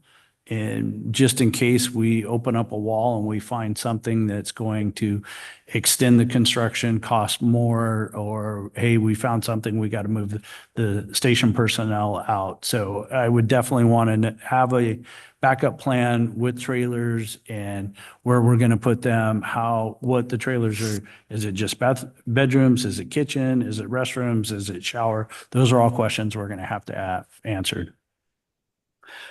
The other thing you'll need to take a look at is what the carrying cost is of Station 41 that will be demolished and written off. I'm sorry, sir, I'm not following. In other words, Station 41, say maybe is on the books for $1 million. Okay. I don't know what it is, but whatever it is, since it's being demolished, it's going to be incurring demolition costs. Yes. And also writing off the asset you're disposing of. Yes, sir. We would have to figure that out.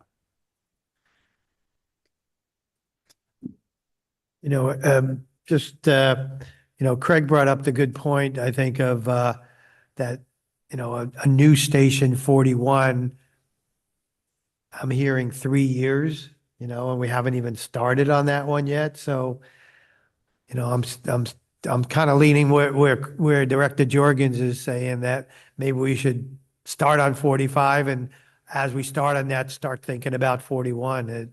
3 years seems like a long time to be without doing 45 and just waiting and planning. And so, I mean, I still think I need more information on 45 before I say, let's go. And maybe it means maybe our ad hoc committee meeting again and drilling down a little bit on talking, with the chiefs and looking at the plan, and also talking more about what would happen to the staff at 45 while we do this. I mean, I don't know what that costs, and is there really room in the back parking lot to put a trailer? And everything else you need to go with that. I remember, I came on board on this board near the end of Station 43, but there was a lot of issues with, housing the firefighters at the temporary trailers. And so. Well, that was because we had to have a whole fire station there. It wasn't just, we get to keep the fire part of it. It's only the housing part we don't get to keep use of. Right. So, I don't know. What do you think?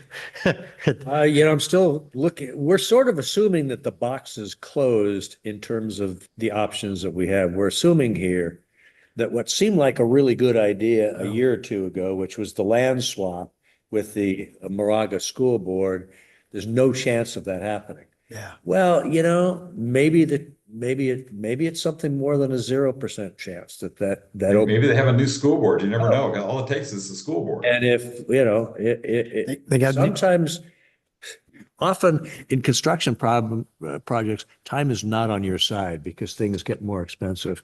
But every once in a while, you get a good surprise. And maybe there's a good surprise that a year from now, the school board comes back to us and says, hey, guess what? We want to come up with an idea, or something else happens. new school board members. Exactly. Anything. Yes. But, It's been a couple of years since we In the talked. Ackerman District Council, just a gentle reminder that our agenda item tonight really is just direction on whether you'd like to bring this back with more information to discuss the order in which you want to move forward on these projects. Right. So we're not really getting into the specifics about the remodels at this point. So it might be helpful to just go back to that agenda item and let staff know how you'd like them to come back. Okay. But all this is part of why Let's we're open public discussing what the comment pros right and now, and cons then we'll are, get back whether to to go or not. So So I we don't have think there's an one agenda speaking issue card at all. right now, Jacob Arola. Thank you and good evening. We just wanted to clarify, I'm Jacob Rolla from Local 1230, representing the firefighters. We are in support of having 41 be the priority station. Why? Between the two. 45 is going to be housing single role.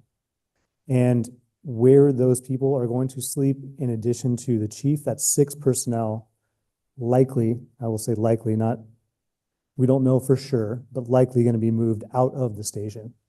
I think it is unlikely, and most of the firefighters agree, that we'll be able to have access to part of the station, have the app bay, have access to IT. It is more likely we're going to be in a temporary housing offsite somewhere.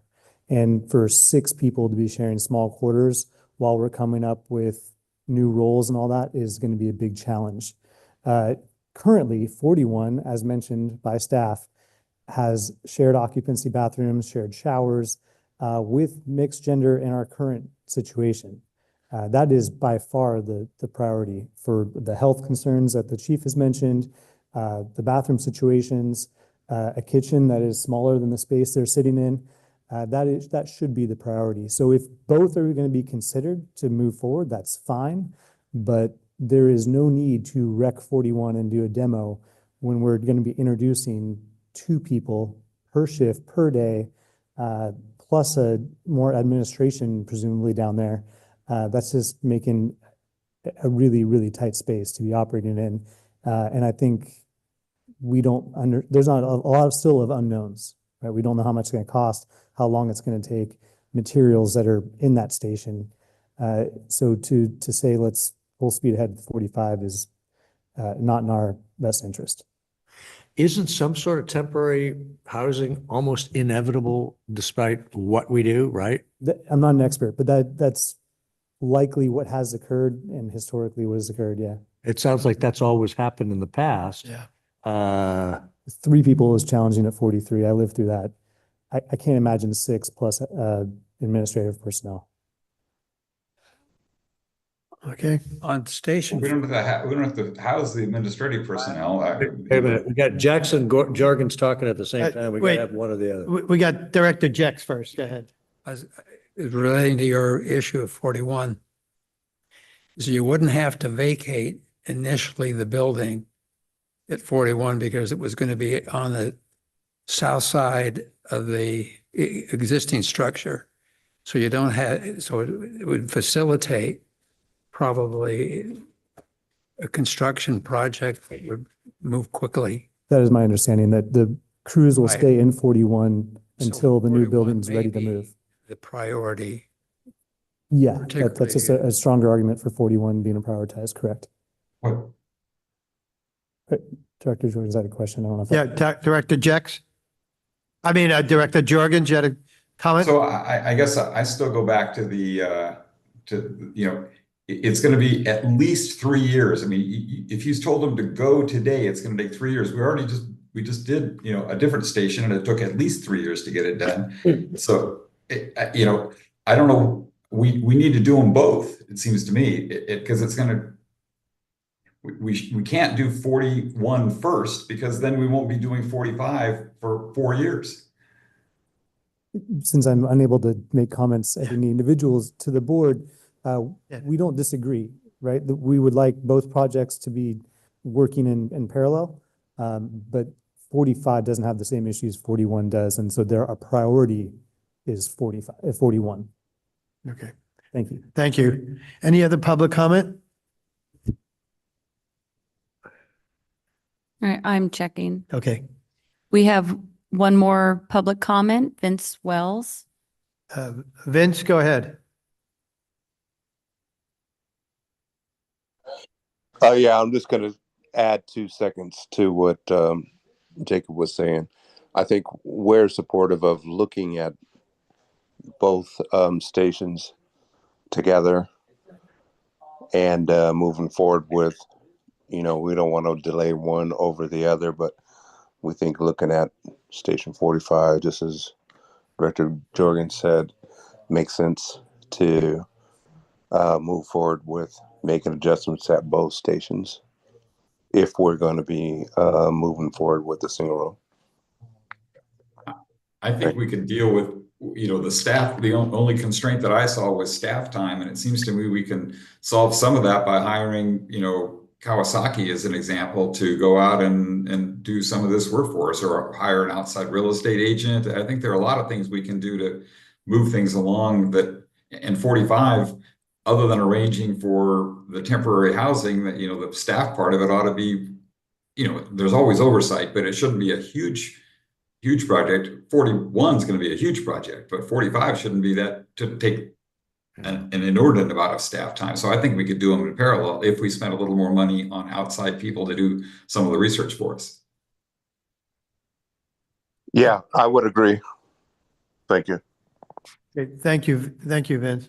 Any other public comment? I'm checking on public comment. Okay. We do not have any more hands raised. Okay, I'll close public comment on item 9.4.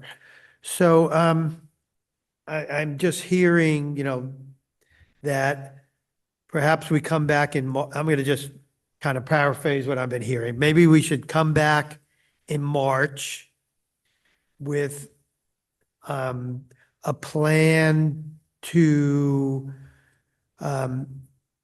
continue to look at an option of continuing down the road of 45 while also starting 41. What that would take. We have a new chief in town. The former chief, I think I remember him saying it would be too much to do, but we're not talking about doing the two projects at the same time. If, like Director Jorgen said, it's going to be years for Station 41. So maybe we start 45 and start the planning for 41 at the same time. But maybe we should come back in March and have another report of what that would look like. For Station 45, I really would like to see something on costs, because I really haven't seen that. And including the cost of what would happen to the crews that are there now. I mean, where are they going to be? And the new crew. Instead, and the they additional work crew. in the back parking lot. I don't know. And there's a big parking lot next door, but I don't know if they're going to give up parking spots there. So, And so maybe we just need a further review of both of these projects. So, and I think a good way to get started on some of that is to have a joint meeting with the senior staff and with the committee with Mr. Kawasaki to do some brainstorming on both projects. I think that's a good idea. All right, so when you use the word starting 41, you're talking about gathering more specific Yeah, information just getting. about what our options are on 41. Mhm. And you do that with the ad hoc committee, with the architect and with staff. Yeah. Sounds like. And all the questions on 45 as well. So, Right. so can we, Right. so Bearing in mind that every time we have a massive fire in the state of California, which is going to require massive amounts, billions of dollars of rebuilding, the laws of supply and demand are working against us because you've got thousands of contractors who are going to be bidding for projects and the price is going up.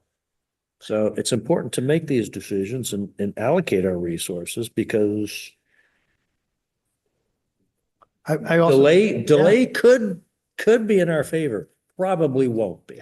I wonder too if there's any funds out there to help us build a new fire station. I don't know, Measure X, well, I know this is beyond what we're supposed to talk about, so I'll move on, but maybe there's other things we can talk about. That we'd sort of have a consensus that Yeah, we need to you got enough to move forward? information. Yes, sir, I do. Thank you. Okay, so we're going to move on. Let's go on to item 9.5, an update on local responsibility area, fire hazard severity zone maps and Board of Forestry Zone 0. Yeah, good evening, directors. At previous board meetings, staff was directed to come back with language for specific Zone 0 ordinance, what we may, what the board could entertain and what that may look like. Governor issued on February 7th, Governor Newsom issued Executive Order N-18-25. That did two things in regards to Zone 0 and the fire hazard severity zones. First, the governor's order required the board or the Office of the State Fire Marshal to release their updated local responsibility area fire hazard severity zone maps. This is a four-stage rollout.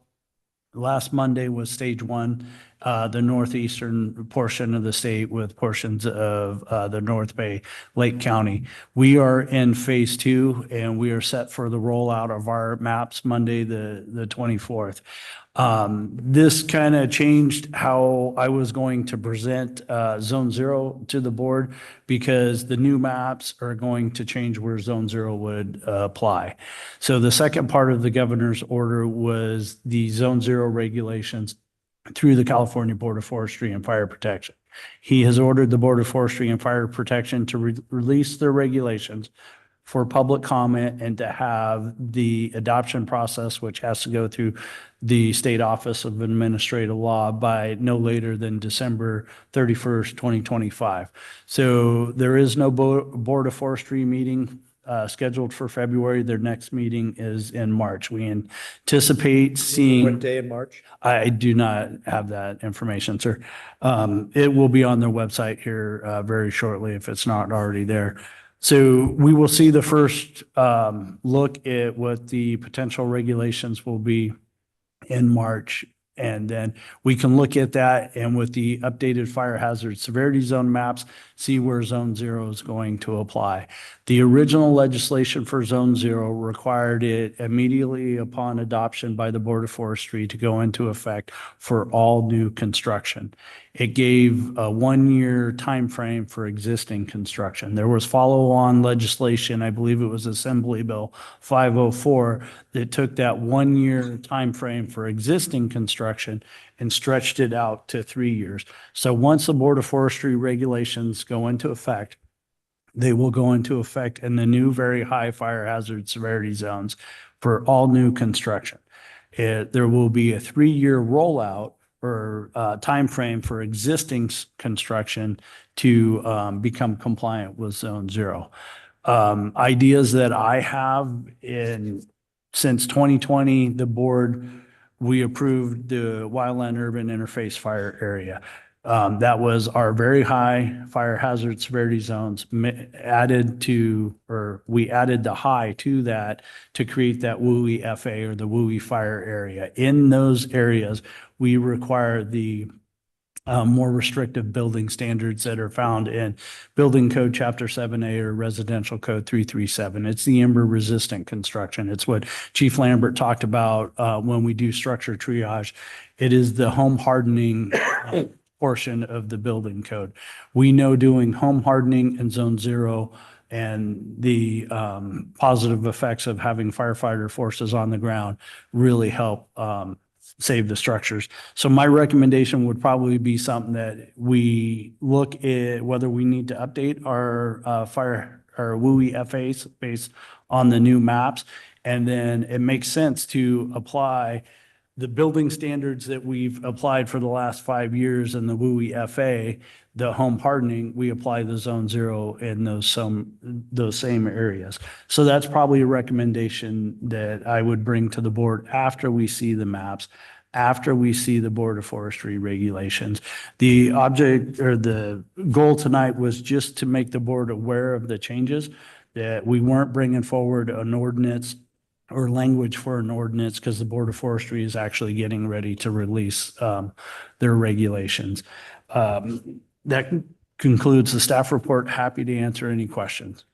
Is it your understanding that the maps that come out on Monday, February 24th will designate new very high fire severity zones and high severity zones and moderate severity zones as well, or just? Yes, sir. So and I'm sorry, sir, did I cut you off? For local area responsibility areas. Yes, sir. So the previous fire hazard severity zones, when the law was created back in the early 2000s, actually it was after the 91 tunnel fire, and it went into effect, I think, 93, 94. The state was required to identify very high, moderate, and state responsibility area. They were only required to identify very high in local responsibility area. That has changed with subsequent legislation. They are now required to identify the same zones in LRA that they do in SRA. So we will see very high, and moderate. I anticipate our very high to increase in areas. I do not think we will see it decrease from existing very high. We will see high increase and we will see moderate increase.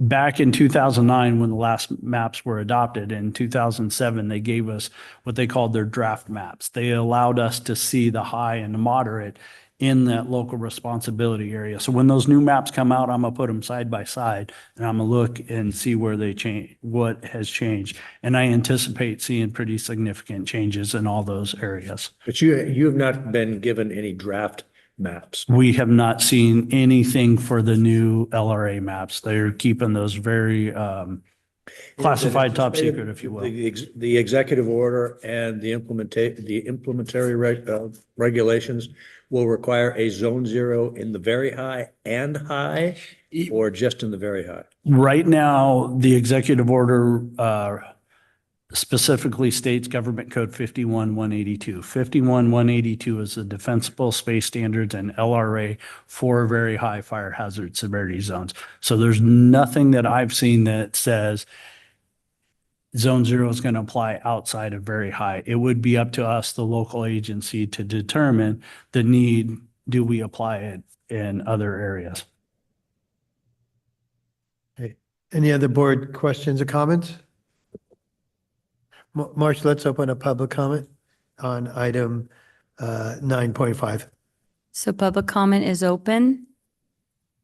And we do not have any hands Okay, I'm going to raised. close 9.5. This was an informational purpose only. Any more questions from the board? Okay, hearing none, we'll move on. 9.6 is to authorize establishment of one full-time benefited ambulance supervisor position and approve monthly base salary range of $8,782 to $10,643. Also to establishment of one temporary retired annuitant administrative services director non-benefit position and approve hourly rate of $112.06. Good evening, directors. At the December 2024 board meeting, the Board of Directors approved a MOU between the district and firefighters local 1230. As part of that MOU was a single role ambulance implementation or plan for that. One of the first steps that we have to do to implement the single role ambulance, the staffing and everything is to bring on board the ambulance supervisor. There is a job description attached to the staff report that explains what that supervisor is going to do. That supervisor would help staff get the timeline. We have a really good base plan. We have phase 1, phase 2, and phase 3 that was created by retired Chief Winokur, and that is a great foundation for us to build off of. Phase 1 is implementing 3 senior paramedics, 3 EMTs, and staffing medic 45 with the single role staff. So what we need to get that ball rolling is that ambulance supervisor that can help myself and Chief Lambert build the timeline, build the job duty statements, create the training that we would need to get this staff hired. I don't anticipate hiring the staff before the next fiscal year. That's why you're only seeing requests for 1. We would bring forward in the next fiscal year budget the staffing for phase 1.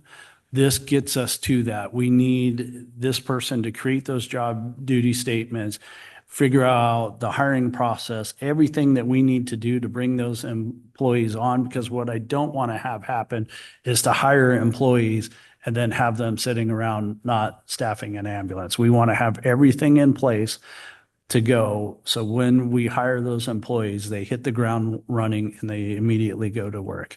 So that is the first part of this. The second part is. Before you just move on to the second part. Yes, sir. A question on the first part. So in reading this, that supervisory position, it seems to me would take over other EMS responsibilities that I assume a captain or a battalion chief is doing now? Yes, sir. They would share responsibilities that we have Battalion Chief Jerry Lee doing right now. He is our EMS supervisor. So he's the ambulance supervisor position here would take a portion of those responsibilities from BC Lee as that transitions to the single role. And this position also is going to be presenting and providing training for our firefighter medics as well as the single role medics. So the job description for this person, they have to be qualified to teach those classes? Yes, sir. That That would be the requirement, that they're able to teach ACLS, advanced cardiac life support, advanced pediatric life support, either the PHCLS or the BTLS, the trauma training, and as well as other classes that our medics need for their continuing education hours. At the present time, do our personnel have to go outside to get those classes?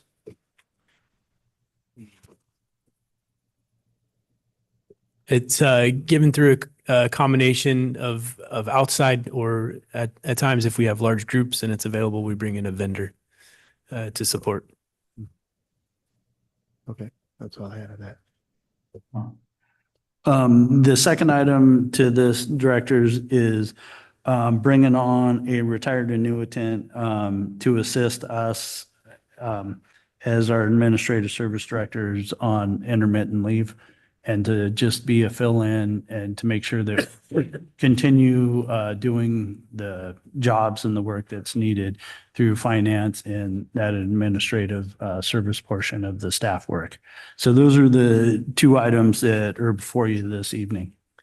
And the hours of the annuitant would be to be determined? Yes, sir. I imagine that to be a lot at first, to bring the person on board, to learn our systems, learn what we're doing, and then it could taper off from there. So this is Director Jorgens. So I guess on the ambulance supervisor position, I haven't seen ever, since we started discussing the whole single role thing, an actual financial plan that says, hey, we're going to hire this many people and they're going to get paid this much, and here's where we're going to house them, and here's how much the extra housing is going to cost. And Here's what extra equipment we have to have, whatever that, a whole plan that says, here's the timing for all that. We need to see a whole plan for the whole process. It doesn't have to be super detailed, but it has to be at least a rough plan of what's happening. We're approving this, little increment by increment without seeing what the whole picture is and what the whole cost is going to be. So I'm personally not in favor of hiring somebody right now to do a bunch of work that we don't have any idea what the rest of the picture looks like. Yeah, we have just to piggyback on what Director Jorgen said, we have the phases. We have the different, phase one, which is one of it is hiring this person, but we don't have any more detailed information, including costs associated with all those. There's 5 different phases here. We don't really have that detail. Yeah, and I'd be happy with, a 4-page plan that says, hey, here's where we're going to house them. Here's where we're going to, here's the timing for when we're going to hire them. Here's the shifts they're going to work. Here's how much the cost of each one of them is going to be over the next couple of years. Here's the extra staff we need or the supervisors and that kind of thing that we need. And so here's the whole cost of the program, including making sure we know where we're going to house them, given all the crazy things we're doing with 45 and 41, where we have to house these people. Would this person, this supervisor, be working on something like that, an actual rollout plan? And Yes, sir, they absolutely would, but we can bring back a rough plan with cost, what we're thinking, where they're going to be, what the phased in approach, hire, get the paramedics hired first, get them in training, let them be part of the process to hire their partners. We can absolutely bring some more detail back that the board's asking for. Well, just so staff, your staff and Christine, everyone can get everything start rolling. I mean, I've been in favor of approving this, but maybe not putting out the notice maybe till our next meeting. I don't know how quick you were thinking about doing this, but just hearing, I don't know. I just want to ask other directors, do we need more information before we say, go ahead and put out the job notice? Are you ready to put out the job notice if we approve it today? If, you ready tomorrow to put it out, or? Yes, sir. If You are. we received board approval, it would probably go out next week. We're 6 to 8 weeks, I would work with Christine, figure out how long we fly the position, look at, are we getting good quality candidates, or do we need to keep the position? So easy 6 to 8 weeks before we get a person on board starting with that. But as I said, sir, I am happy to bring back a more detailed plan than the super rough plan that we have now, with some timelines, with a budget, with here's what it would cost to hire the 3 paramedics and EMTs at the start of the fiscal year, or maybe 2 months into the fiscal year. We Well, could I don't think absolutely that's bring going to stop us from hiring this position. We're going to go forward with this program. We still want to see the cost and be involved in that, but I don't think it's going to stop us from approving to start the process. Where's the person? Yeah, well, I kind of agree, but except that, I haven't heard where we're going to actually have the people sleep that we hire, once we get beyond this person. And if turns out we, don't have any place for them to stay, why are we hiring somebody to figure out who we need to hire if we don't have any place to put them? Currently, right now, sir, if we hired the single role paramedic and EMT for Medic 45, we have space in Station 45 to house them. We'd have to purchase some additional beds and move some stuff around, but they could be housed in the station. The question comes, once we start the Station 45 remodel, now we're needing, we now need to have a plan to move not 3 engine personnel in a BC, but 3 engine personnel at BC and the 2 ambulance personnel for a total of 6 people. We need to have that space available for them if we are needing to move personnel out of Station 45 during a remodel. Right. But we presently have two staff people at Station 41, staff in the ambulance every day, right? Yes, sir. So once this gets rolling out, won't these people be at 41? They'll displace the firefighters, the medics that are working there now won't have to be there.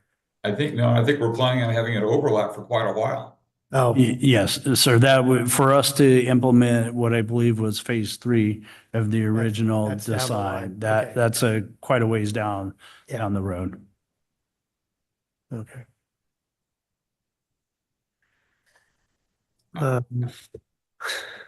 Hey, let's open a public comment on this. On item 9.6. And we have one hand raised, Vince Wells. Go ahead, Vince. All right. Hey, yeah, good afternoon. What's interesting to me is that it sounds like, I mean, this was a hardcore like position during our contract negotiations that board wanted to make sure that we implemented this single role program. So just hearing that there's a lot of confusion, we had a lot of that as well. The creating the single role program reduces the number of firefighters on duty and our staffing levels. So instead of trying to have this conversation like at this meeting, I know we have a new fire chief, and I will, table our comments and look forward to having a conversation with our new fire chief as what the expectations are of this program, because there seems to be not as much. We were under the perception that the entire board in our negotiations was, supportive of moving in this direction. And I will tell you, we were not, but under, the contract negotiations, we did come to an agreement. So I'd like to see where the new fire chief and, where you guys are at. Well, since I'm one of the only two people that's been talking, I am absolutely in support of doing this. There is no question at all. And as far as I'm concerned, that's, settled law. We already have it in a contract. We're ready to go. My only question was, I would like to, as being a responsible board member, I just want to see the financial impact of it and understand how it interacts with the construction projects we're planning on having. That's my only question about it. It's not that I'm a huge supporter of it, and I think the whole board is very supportive of it and anxious to get it done, but we want to do it responsibly. Craig, Director Jorgens, are you in favor of moving forward with approving this position to be advertised? Yeah, but we have to discuss when we're actually going to be able to understand and hire that person. I'm happy to approve the concept. I'm just not sure that we want to, that I'd like to see, to talk about the timing, a month one way or the other. I'd like to make sure we know how that's going to interact with our construction projects. Okay.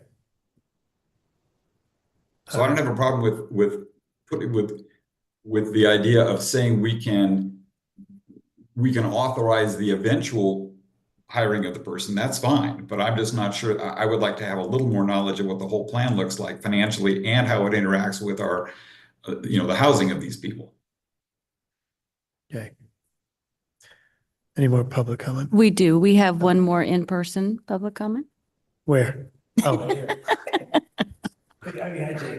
Come on down. Thank you. I just have a question to clarify, because that statement related to how this is going to affect construction was not what was said. What was said was, we don't know how much it's going to cost. We don't know, we don't have seen a fully burdened plan. And that is very disheartening. The whole concept of reducing the firefighters was presented as a cost-saving measure to the district. If you don't have the costs, the numbers, why make that decision? Why are we here now in a contractual obligation, as you said, in history now, it's done deal, when you don't even know. This could cost more. This could be reducing firefighters and costing more taxpayer dollars. If that is the case, this board has an apology to make to the community, the firefighters, and the staff for making everybody jump through hoops to do something you did on a whim. And I am really disappointed if that is the case. I hope I'm wrong. I hope for the firefighters' case that's wrong, but we shouldn't be saying, oh, I didn't realize this position was going to cost money. The person's not going to be staying in the station for 24 hours at a time. This is just a trainer. This is just somebody who's supposed to be getting the program up and going. I am very concerned that the board has not seen the full financial cost savings, and assuming there is, for this project. Thank you.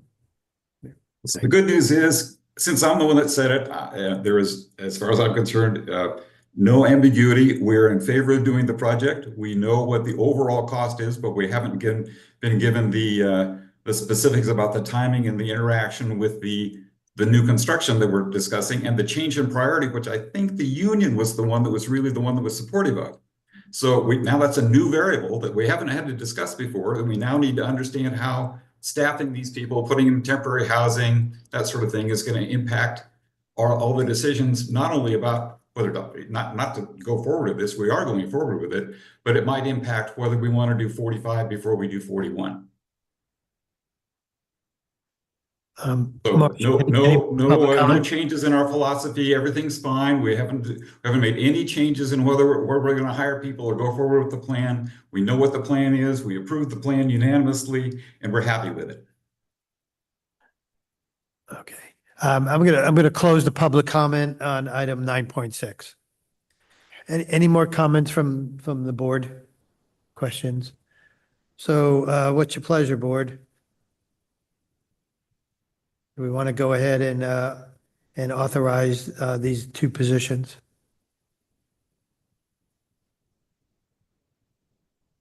What am I hearing? We can take them separately if you want. What about the retired annuitant? Are we okay with that? Well, I don't know whether it has to be a retired annuitant. I think I would be a little more generic about it. I would just say we want to hire a person to help out in the financial planning area of our current administration.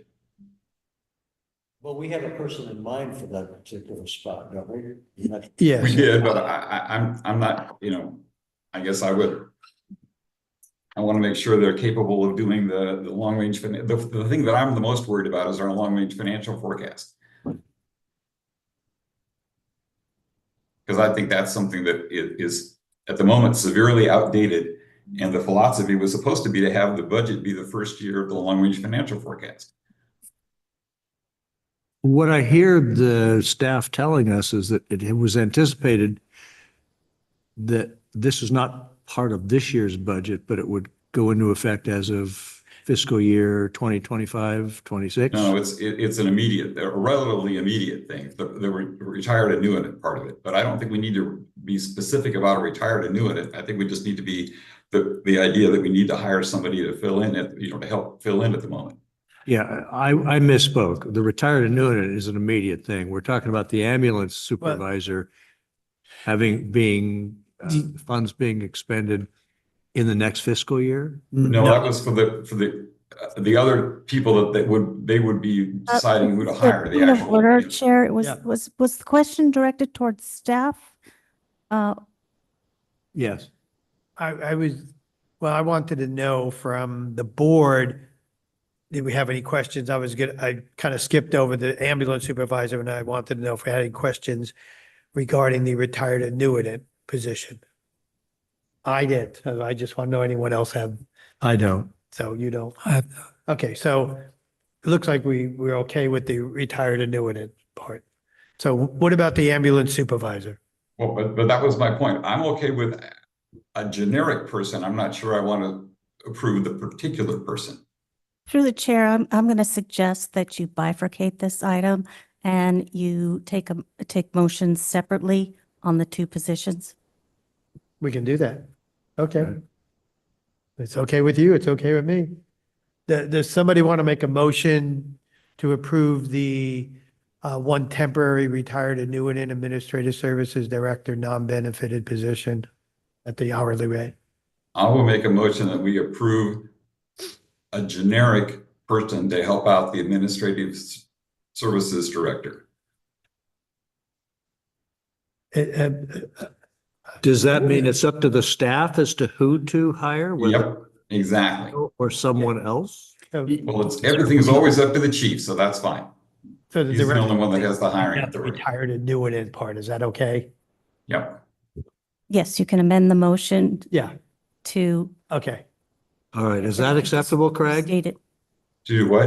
okay. So I'll just rephrase it. We're gonna rephrase the motion Thank you. to authorize establishment of one temporary administrative service director, non-benefit position, and approve the hourly rate of 112.06. Second. Second, Okay. Okay, I'm sorry. Did you make the first? Yeah. Were you making that That motion? was the motion. Okay. And Director Jex, you second that motion? second it. Director Jex? Aye. Director Jorgens? Aye. Director Romer? Aye. And Sheriff Danziger? Aye, okay, that passes. Okay, what about the full-time benefited ambulance supervisor position? Well, I would move that we approve having, the person, the concept being approved to have, to approve having this kind of a person be able to be hired. But I would say that we should wait until after next month's meeting to understand, to actually approve doing the hiring. How's that? So I'm hearing Director Jorgen saying he would like to approve the position, but not have it advertised until the next board meeting? Well, I'd leave that up a little bit to the people, they can advertise it anytime they want to, just knowing that they might have to pull it. That's okay. I didn't hear that. So. Can you please? Yeah, there's a can you minor repeat risk the they would have motion to for pull me? it. I'm not clear on the motion. Yeah, we're having a hard time hearing the exact terms of the motion, Director Jorgens. Can you please restate your motion? I would say as long as, so I'll ask a question first. So for our HR department, if you advertise it, are you required to then hire somebody? Or if it turns out in a month, we decide we need to wait a couple more months, is that going to be a problem? If I could answer that one, directors, we can absolutely advertise the position. We can interview for the position. Then we do not have to hire the position if that's what the board's prerogative is. The position's already, it's not budgeted. It was already approved in the MOU with all these positions. So we're happy to pause it. We're happy to advertise it, to start that process and to bring back the whatever information at next meeting the board would like. I think I'm hearing, a budget and some rough plans and some numbers. Right. Okay. So I'll move that we approve authorizing that position then. So the motion then on the floor was to authorize establishment of one full-time benefit ambulance supervisor position? Yep. Second. Okay, just clarification, that we're giving staff the authority to go ahead and advertise this position as soon as if we approve this. Yep. Okay. Okay, I'm okay. Director Jex? Aye. Director Jorgens? Aye. Director Romer? Aye. And Chair Danziger? Aye.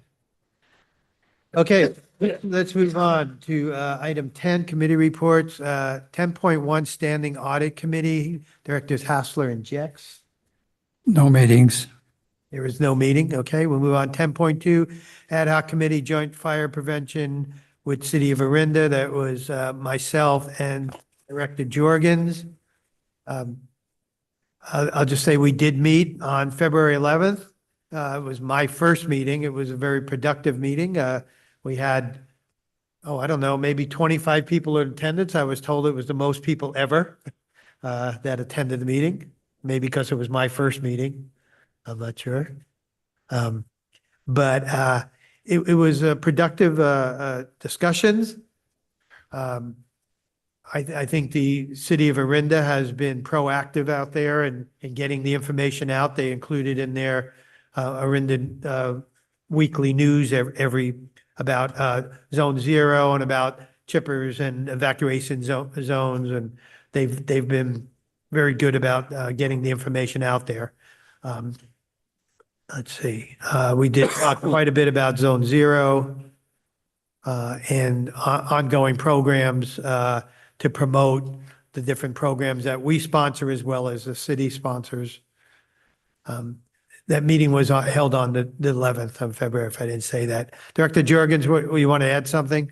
Well, just that we also talked about, joint lobbying efforts and trying to coordinate with the city of Lafayette about emergency preparedness and working on like the Lafayette Reservoir fire abatement, that sort of thing, so that we, there are some things outside of just Orinda that we talked about doing also, and lobbying with EdMUD and regional parks to make sure that they're, doing their part and seeing and making sure that we, the city of Orinda and MOFD, put the appropriate pressure on those entities to do their part.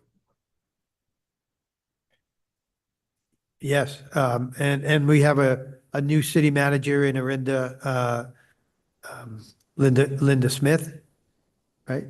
Yes. Yep, she seemed great. Yeah, she seems has a lot of experience in these areas. So it was a productive meeting, and I think our next meeting will be in April. Yep. Okay. We kind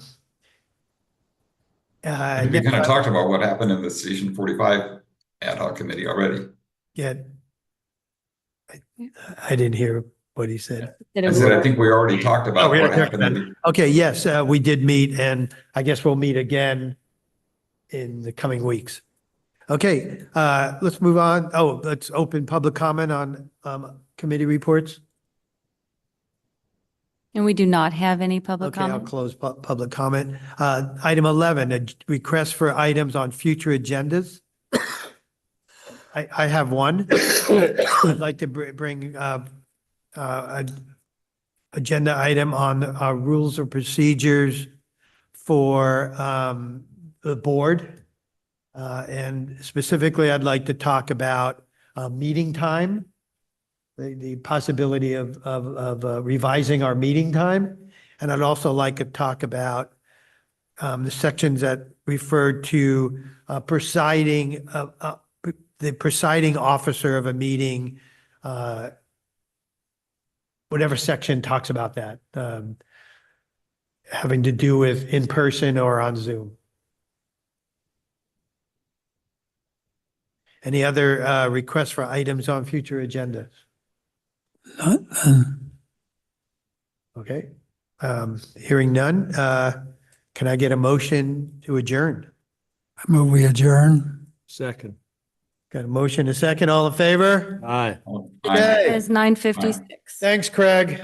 Nick, we'll see you. Bye. Yeah, thanks, Craig. It's 1 o'clock. It is.